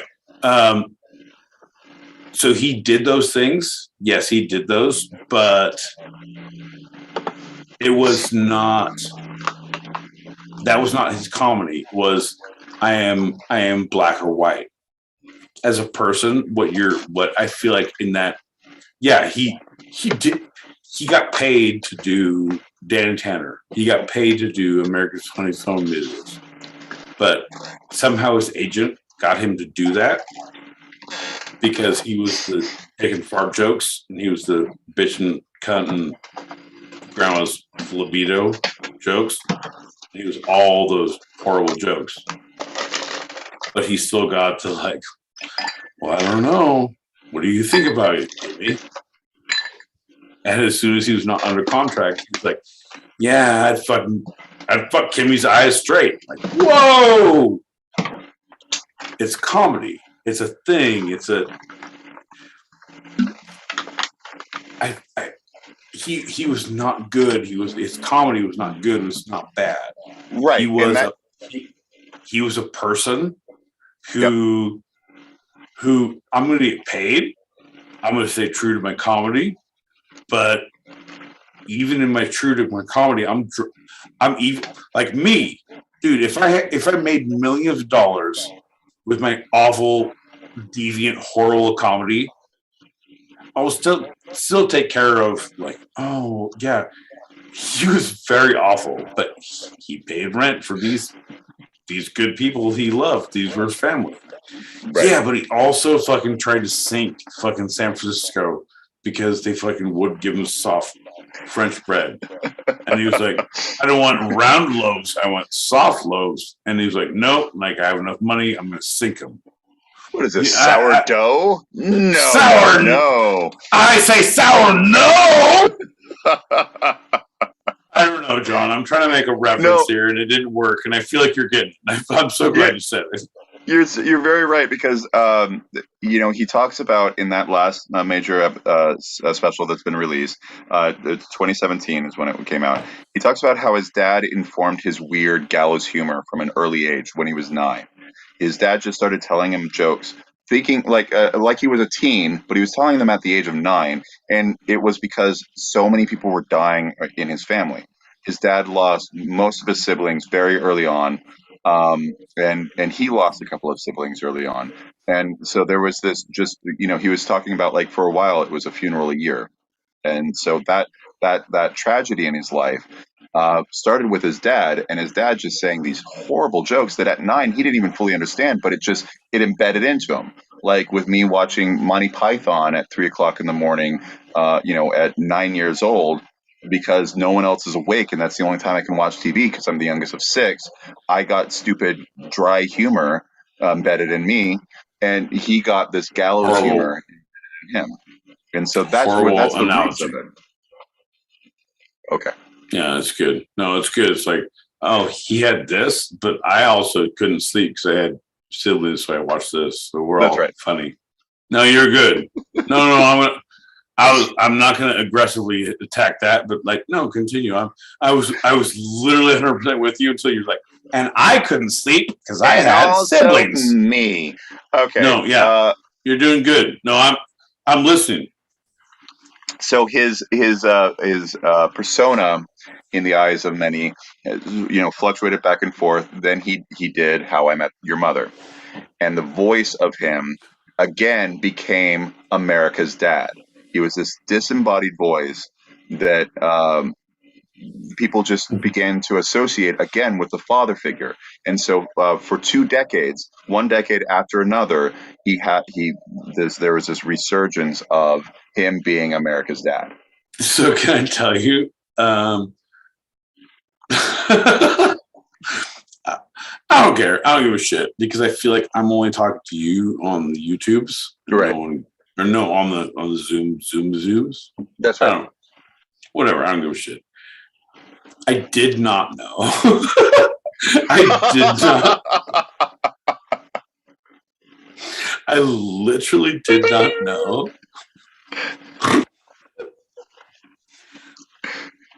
You're like, he's not in How I Met You. Oh. At all. I thought it was the same, like, remember fucking the Billy Crystal, like the we're on the Outback and the fucking oh yeah, the one thing, City Slickers. Yeah. I thought that was like, that's not Bob Saget. Like, I didn't understand the voice. Like, that's not. But I wasn't watching it. It wasn't my jam. Right. Like, I watched like 5 or 6 or 7 or 10 or 15 or 94 or whatever. I mean, whatever. You know what, Your Honor? I do not recall. However, I do recall the time I was like, Bob Saget? Oh, you son of a bitch. And then after I learned of what our people have went through, yeah, I was super angry when they said How I Met Your Father on a weekly episode. It was like, oh no, you didn't. Because the first show was okay. Like, It was good. But then it was all about Bob. And now you're like, who's your goddamn? Who's going to be your fucking Seymour? I need more. Must be blood. Must be flesh. Fresh. Exactly, and that's how we do our next musical, John. So, John, this is the time I want to. No, wait, you're doing your show. You do yours, and then I'll pitch you on my next musical episode. So you finish yours. Go ahead. Okay, fantastic. So to round out his daddy figure, he wrote a book in 2014 called Dirty Daddy, acknowledging that he has been seen as this father figure, this America's dad. That's actually a title that was given to him, and he's like, I'm not Danny Tanner. That was a character. That's just not me. My humor is, I'm gonna cater to the crowd, and if it's an older crowd, I want it to be a little blue because I'm gallows humor. That's where I go, and so that joking like Pops did. Yeah, like his pops did. So when he joked about his TV daughters and doing horrible things to them, or especially Kimmy Gibbler because she was the neighbor, he also was really close with the actors, and they knew that it wasn't like he wasn't like perverted. He wasn't doing those things. It was just words, and that's what was so funny to him, and that's what I really dig. That kind of humor and how it presses the envelope is the best kind of humor in my mind. Is because it's apolitical. It's just it's silly for silly's sake. To borrow art for art's sake. It really is, and he pushed it further than I think anyone else has in American comedy. So I completely agree with you, 100%. But what he had in his back pocket, where he was able to do that, and is that rat killed in your basement? Because it sounded like it's fucking chomping on something. Anyway, I can make jokes about you. I can make jokes about whatever. But if you're the jokes he makes, you need to have the butt of the joke co-signing your joke. If it's that dirty, like if the jokes I said about you, if you didn't co-sign my ginger goddamn fucking look at you and your little neutrino little fucking Minority Report, like you're fucking whatever, thinking about your cognitive precog bullshit, ginger style. I don't know, you and fucking Zippy. We have one more ginger spot left open for precog crimes.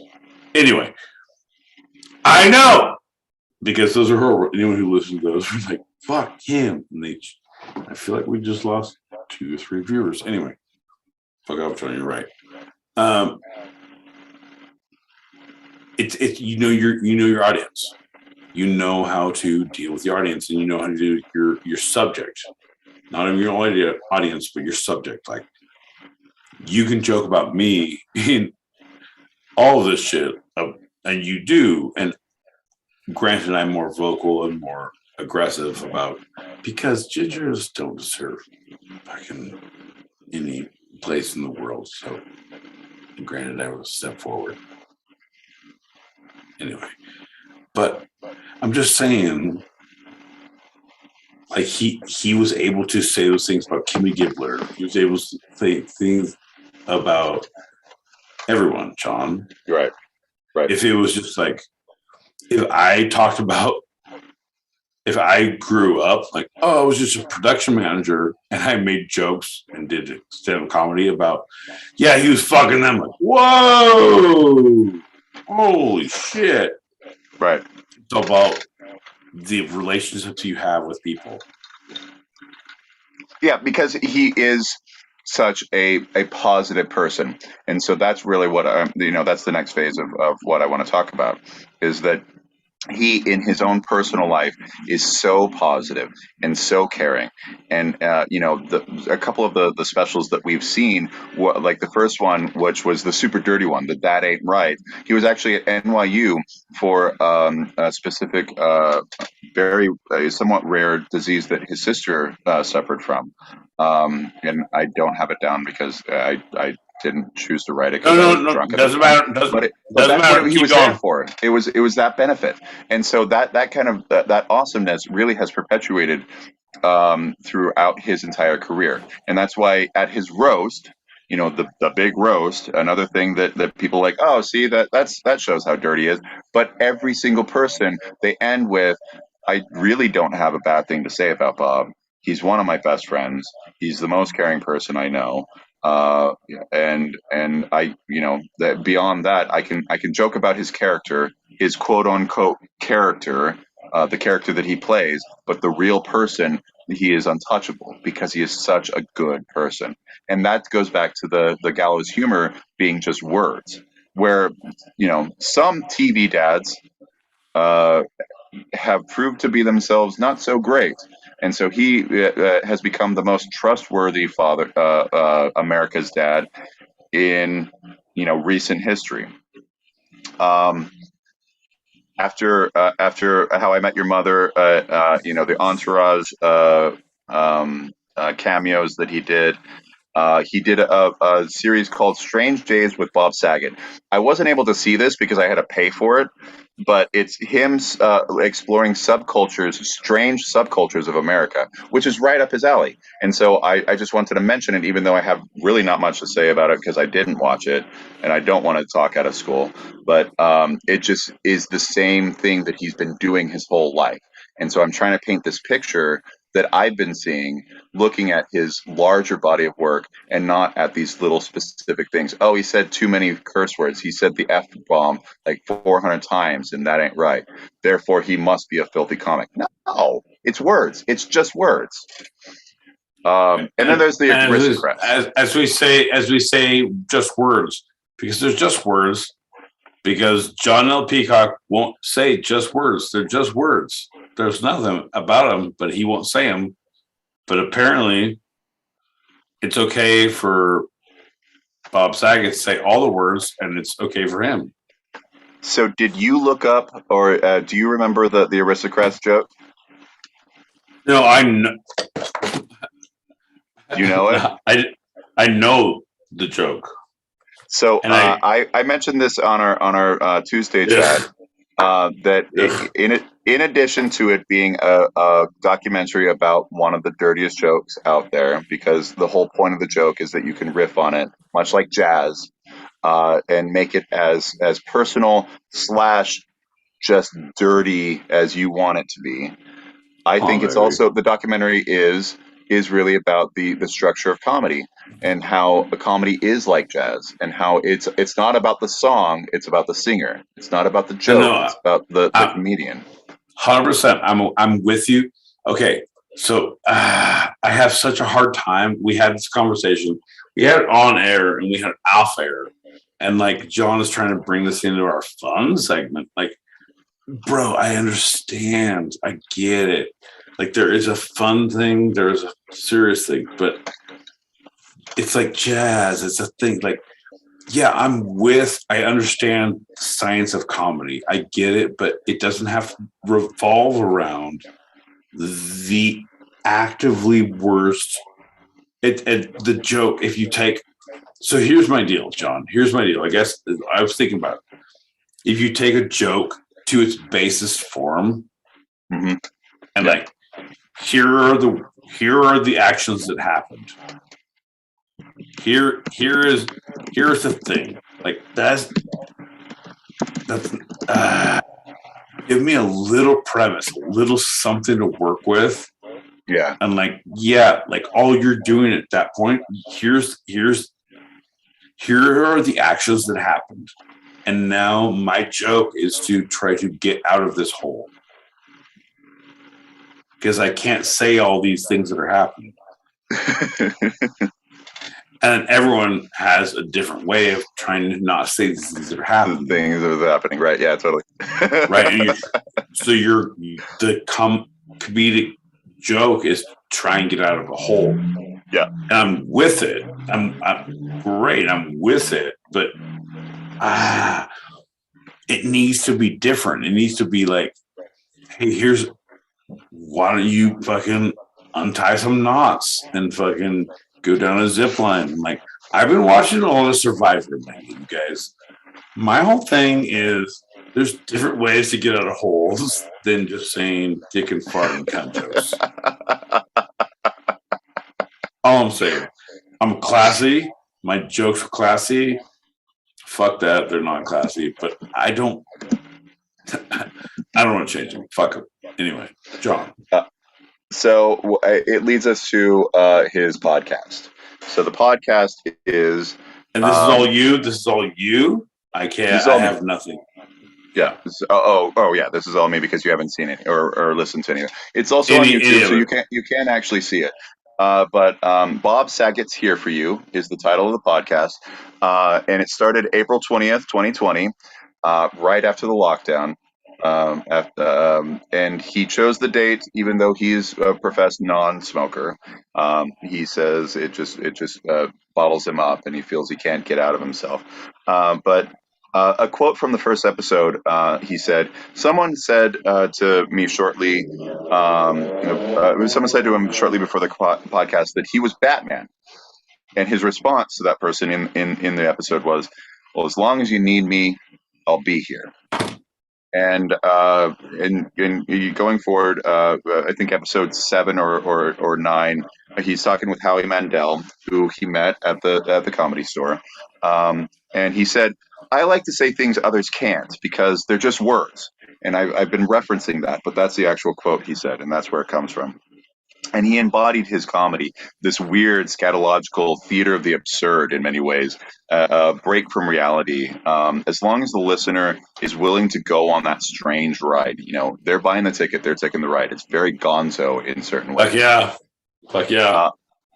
So things beyond his comprehension of actual reality, things so crazy that the only thing to do is laugh at the absurdity of it all. That's the kind of comedy that he was, and that's why being such a good man, he's able to say such horrible things and laugh at it and laugh himself at it because he's like, that's nothing.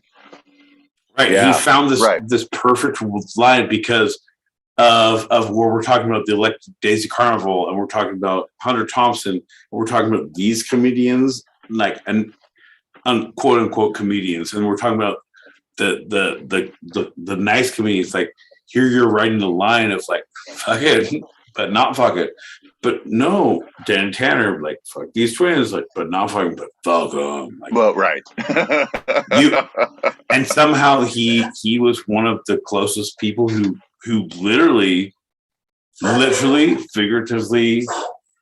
aggressively, mark it off, people. Mark it off. Accurately. I'm going to keep saying words until you all get all 4 corners.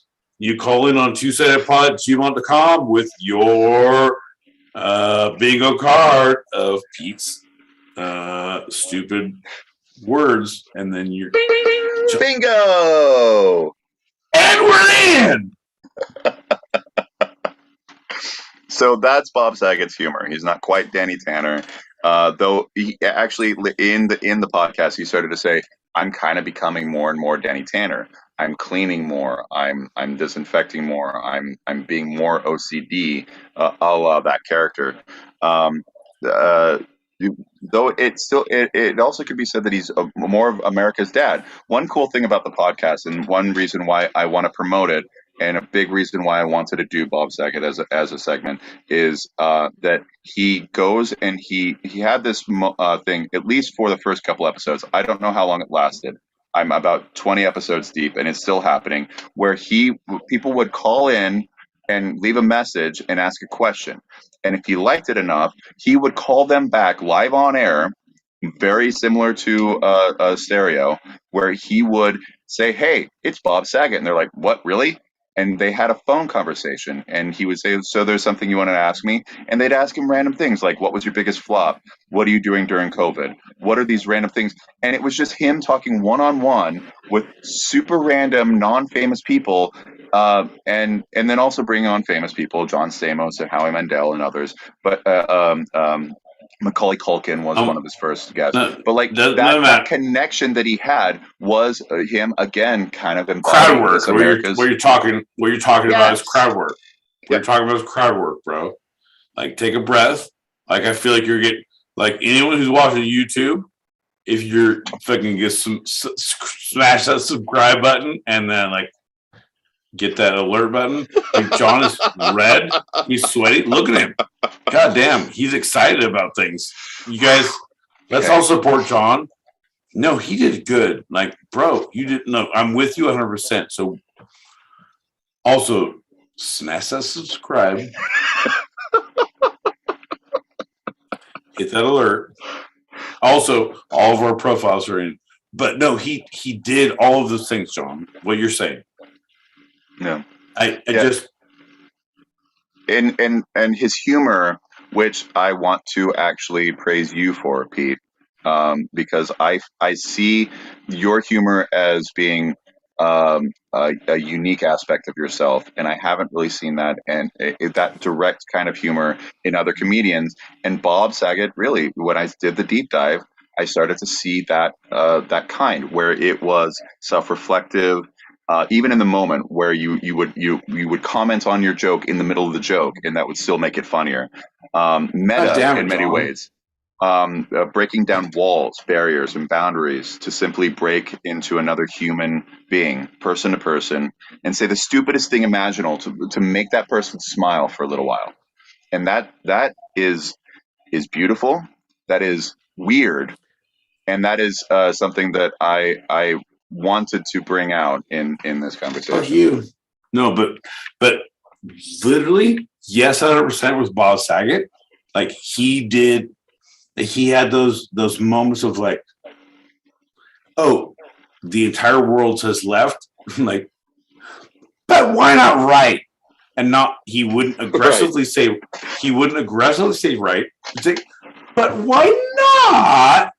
And like try to slowly turn and make the jokes like, fuck, we got 17,000 people like,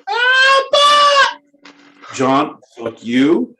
My whole thing is I had a shot ready. Let me finish this out. I'm almost done. Let me just finish this out because I got a couple more things. So his major like spider web of influence and his deep material for people to digest. You said you saw all the video stuff, right? You didn't see all of How I Met Your Mother. You didn't see all of Fuller House, right? These are the things I didn't even really touch on so much. Right. But this influence on countless comedians and his kindness and humanity affecting even more than his comedy. Bob Saget is going to be with us forever. So that quote that he had in his very first episode of his podcast of, as long as you need me, I'll be there, I feel is true. As long as we need him, Bob Saget is going to be there. And he lived his life to fulfill those words. He really, really did. And it's something that it's an inspiration and has motivated me in beautiful ways. So regardless of how much time he actually spent on the earth, as long as you need me, I'll be there. I truly believe it. And I'm excited for more Bob Saget because there will always be more. And I'm diving deeper. That's it. You're the worst. The worst. I adore you. You're the worst. You're making like, oh, and here's how I finish an essay and make people feel feelings. And this is how I feel. And my hands are up. And now people see and look, I'm in an insane asylum. Like, no. Everybody puts their fingers up. Hadn't been forgotten that joke. Now been a long time ago. Stupid John. God damn it, man. Fuck you. No, the thing is, like, yeah, he did horrible. Like, I can't even remember now. Let's not talk about. Fuck you, John. I'm gonna give this to you. Finish the show. Sources for this episode of Two Sided have been serious. HBR, which is HarvardBusinessReview.org, HBR.org, Literarianess.org, and FrontierSyn.org, all for Ambivalence for the fun. And I'm honest right now. I can look at you straight in the eye. Every source was Bob Saget. And so I'm going to go through some sources because I want to give him some shout outs, but it was all Bob Saget's words himself. So bobsaget.com is a great thing. But obviously Full House is on HBO. America's Funniest Home Videos is on Prime. Some specials, That Ain't Right, HBO. The Comedy Central Roast. The Aristocrats is a documentary on Prime. That's What I'm Talking About. And 0 to 60 also on Prime. How I Met Your Mother. Entourage is on HBO. Hot Ones was a great episode. If you like Hot Ones, watch that episode, please. That's our next. That's our next thing. We're going to be doing Hot Ones, not Hot Ones. Like we're going to shout out Hot Ones, where we're talking about hot sauce. Fuck off. Right. Go ahead, John. Go ahead. Bob Saget is Here For You, which is his podcast. It's basically on all platforms. Dirty Work, which came out in 98, same as Half Baked. Both of those are awesome and available on HBO. Fuller House is a Netflix reboot, aired from 2016 to 20. And The Aristocrats, a documentary by Penn Jillette and Paul Provenza, 2009. He also talked about a comedy special. He had a new hour in 2020. I believe he was able to record it. If not the official one, I think that they are going to eventually release his new hour, because he talked about that being a new special that was going to be recorded way back when. And so look out for that one as well. And that's 100%. No, 100%. And then there was, we have video camera footage of me and John and Bob going through a forest, finding a dead body. It's going to be called Stand By Bob. We're also going to do we have a lot of footage of a war documentary where we invaded France, and it's Saving Private Bob. That's Saving right. Private Saget. Like, we didn't know him that Saget. well. We didn't know his first name. It was like, yeah, so all those are happening. Also, you can follow us on YouTube Live. You smash that subscribe button. If you like what you're seeing here, you love what Giorgio brings, because Primo is nothing. I got nothing, John. Like, literally, every time we go on live, we lose followers. That's all right. That's all right. We got Whiskey Chaser, and we know she's amazing. So here we go. No. Guys, I'd just like to say the ambivalence in this show has been out fucking standing.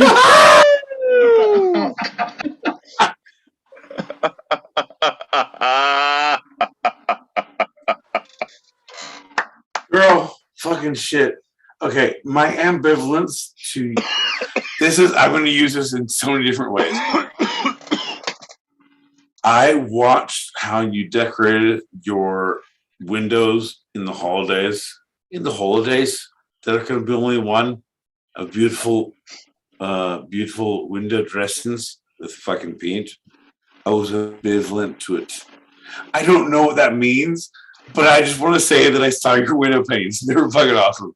I don't know, John. Words mean nothing to me. I don't know much, but I know that they'll never take our freedom or our window paintings. Oh, man, I have to do a Scottish accent for an audition coming up, and it has to be stupid. So, I don't know what we're going to do with the window panes is what I'm going to do for the Scottish accent, even though I know this is not a good one. Wow. And I go to school. Wow, that's... So, I'm going to go on. I'm literally going to, before she puts in her fucking message, I'm going to do it for her. That was super fucking offensive. Like, aggressively offensive.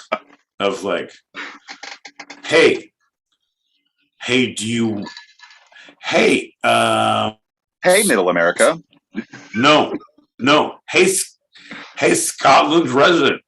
Do you want to do your impression of a person who was born in Arizona and identifies as a cowboy but lives in New York and has no idea what their life is like,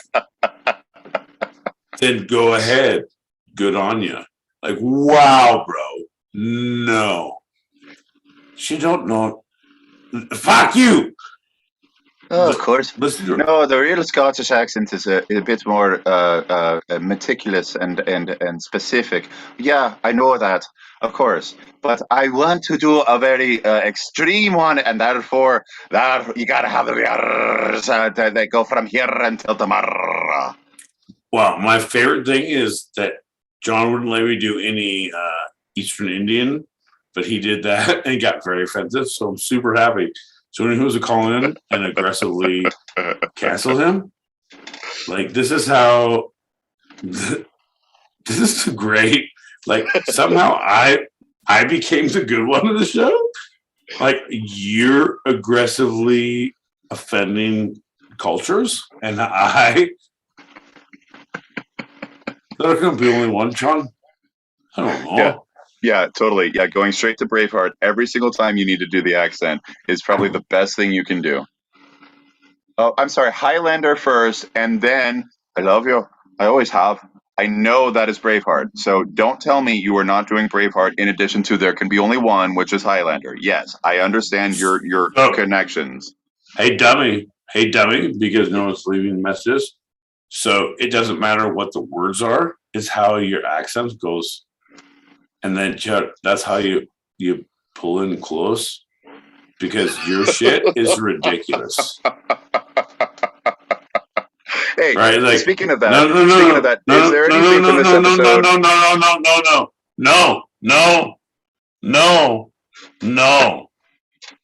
No, John. What we're doing now is I thought about it previously.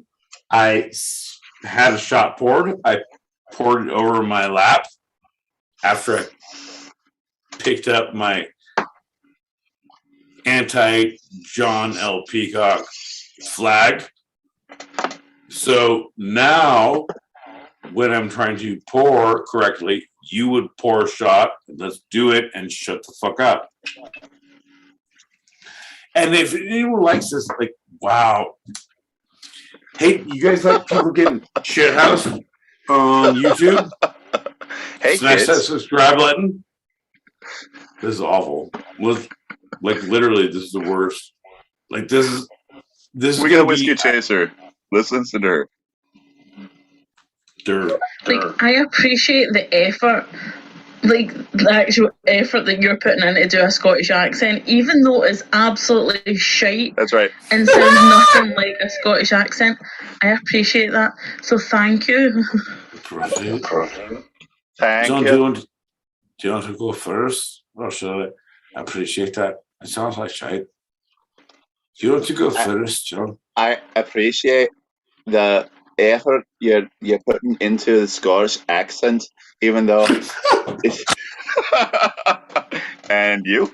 All right, here we go. Whiskey chaser. We're going to go have a shot. I know you're staying up late. Your children are fucking wee children are sleeping. You fucking manage.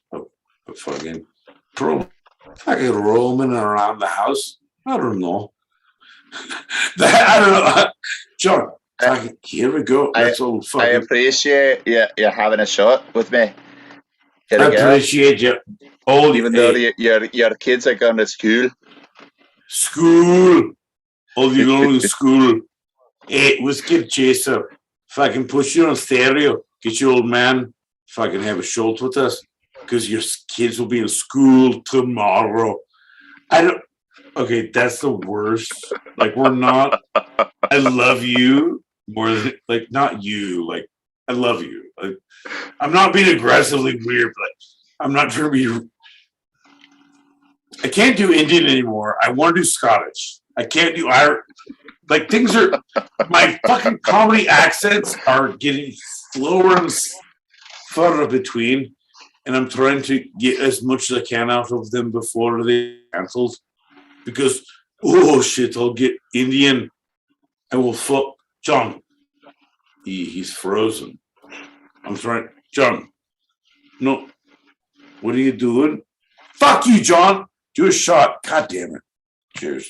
Cheers. No. What are you doing? Fuck you, John.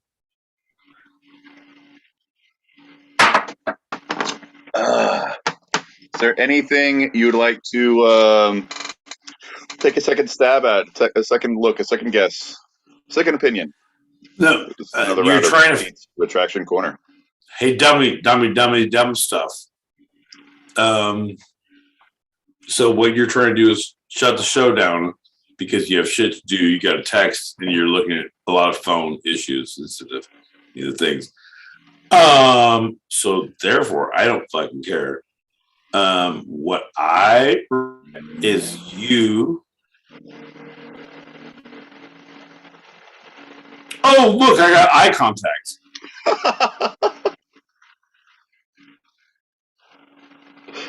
And it went away. I also regret the fact that our show, which is goddamn brilliant. You guys, do you understand how good this show is? Like our actual show. It's super good. I regret that an amazing time for this show infringes on my time with my friend John Peacock because I get about 6 hours a week to do show or friendship. And I have to... No, it's super good. Because the thing is, I've worked the last 2 months to get myself into his will.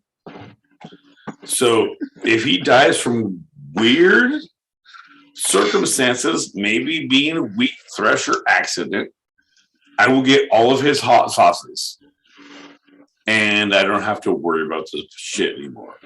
However, if no wheat threshers run through New York, Brooklyn, fucking Park Slope in our purview, then we're all fucked. You want to answer anything, John? My thing is like, shut the fuck up. No, you're going to talk to me. Shut the fuck up. We're on camera. Goddamn whiskey chaser. Like this is like, oh girl.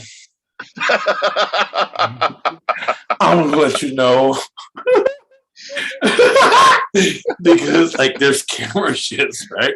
Like I see you see me, and like everyone's seeing you. Oh girl. Yeah. Yeah. No, we're not doing Belvedere to Bow. We're doing fucking girl. Tell Zippy we called earlier. We love fucking no, I was gonna say two-sided. It was the fucking where's the show? Little two pieces. Pieces Lost and Found. Lost and Found. Pieces 8. Oh, Pieces 8. That's a pirate show that I was watching earlier. Lost and Found. And also, anyone who's watching in the U.S., they've done a time change over there. I don't know if you guys like fucking hemispherical fucking time zone shit, but they're now 2 p.m. on Wednesdays instead of 1 p.m. on Wednesdays in Pacific. Right. And so that would be 1, 2, 4. It's now 5 p.m. Eastern instead of 4 p.m. Eastern. And that would be 100%. 100%. 9 No, I want. No, yeah, and it'd have to be your bull other than my bull. I get it. No, Greenwich. Like there'd be fisticuffs flying, John, if we had to say Greenwich. I promise you, I'm a learned man, and my house smells of rich Corinthian leather and walnut, and you will not say nay. So for those who missed it, one of the what do you call them? Founding members of Two Sided Podcast has given us a inspirational, inspired song, and I'd like to play it one last time for this episode. Say it would be John. Yep. I before you do that, I need you to actively be aware of what you're playing. First off, I need to say that it is an actively infected sound, because what you have done and what it sounds like is not good. We can't hear it super good. No. We're gonna play it all. Okay. Ready? Yeah.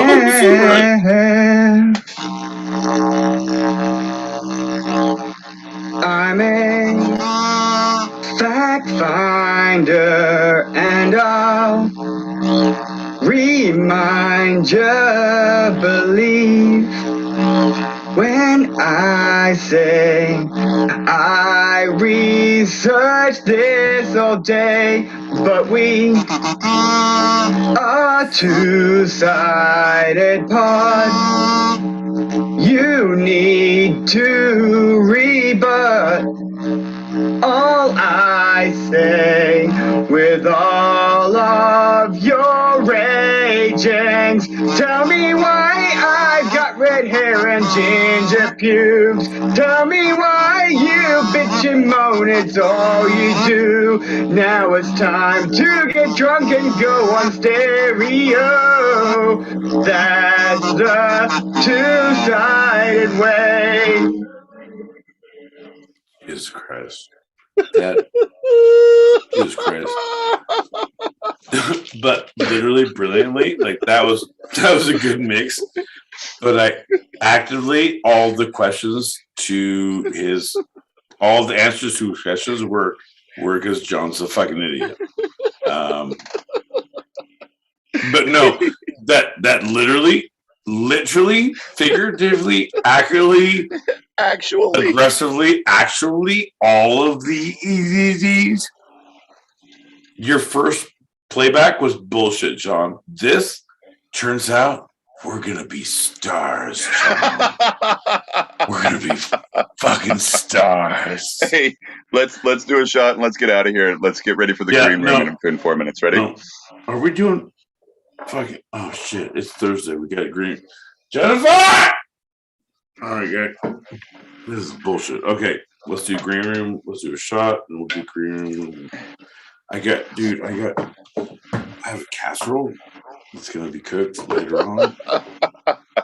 No, for reals. Like I have a casserole. Cheers. Cheers. All right, good on you, man. Bing. Hey, smash that. Wow, you did too soon. Smash that subscribe button.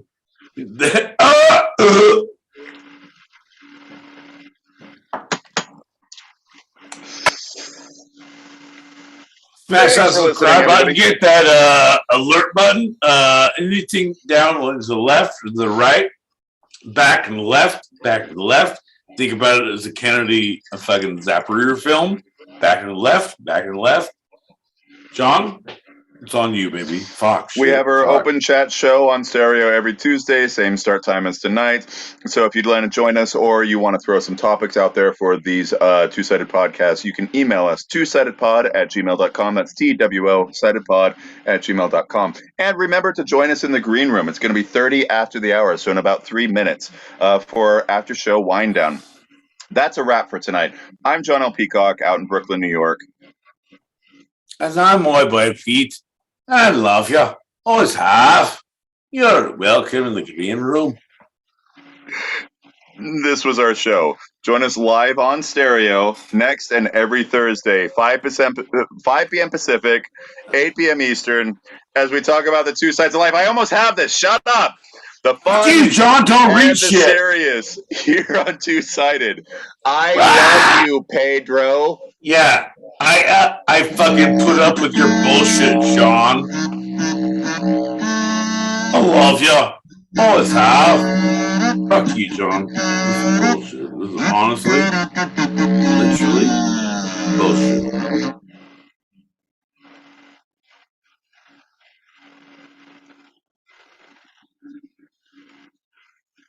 Did I win? 5 p.m. Pacific, 8 p.m. Eastern.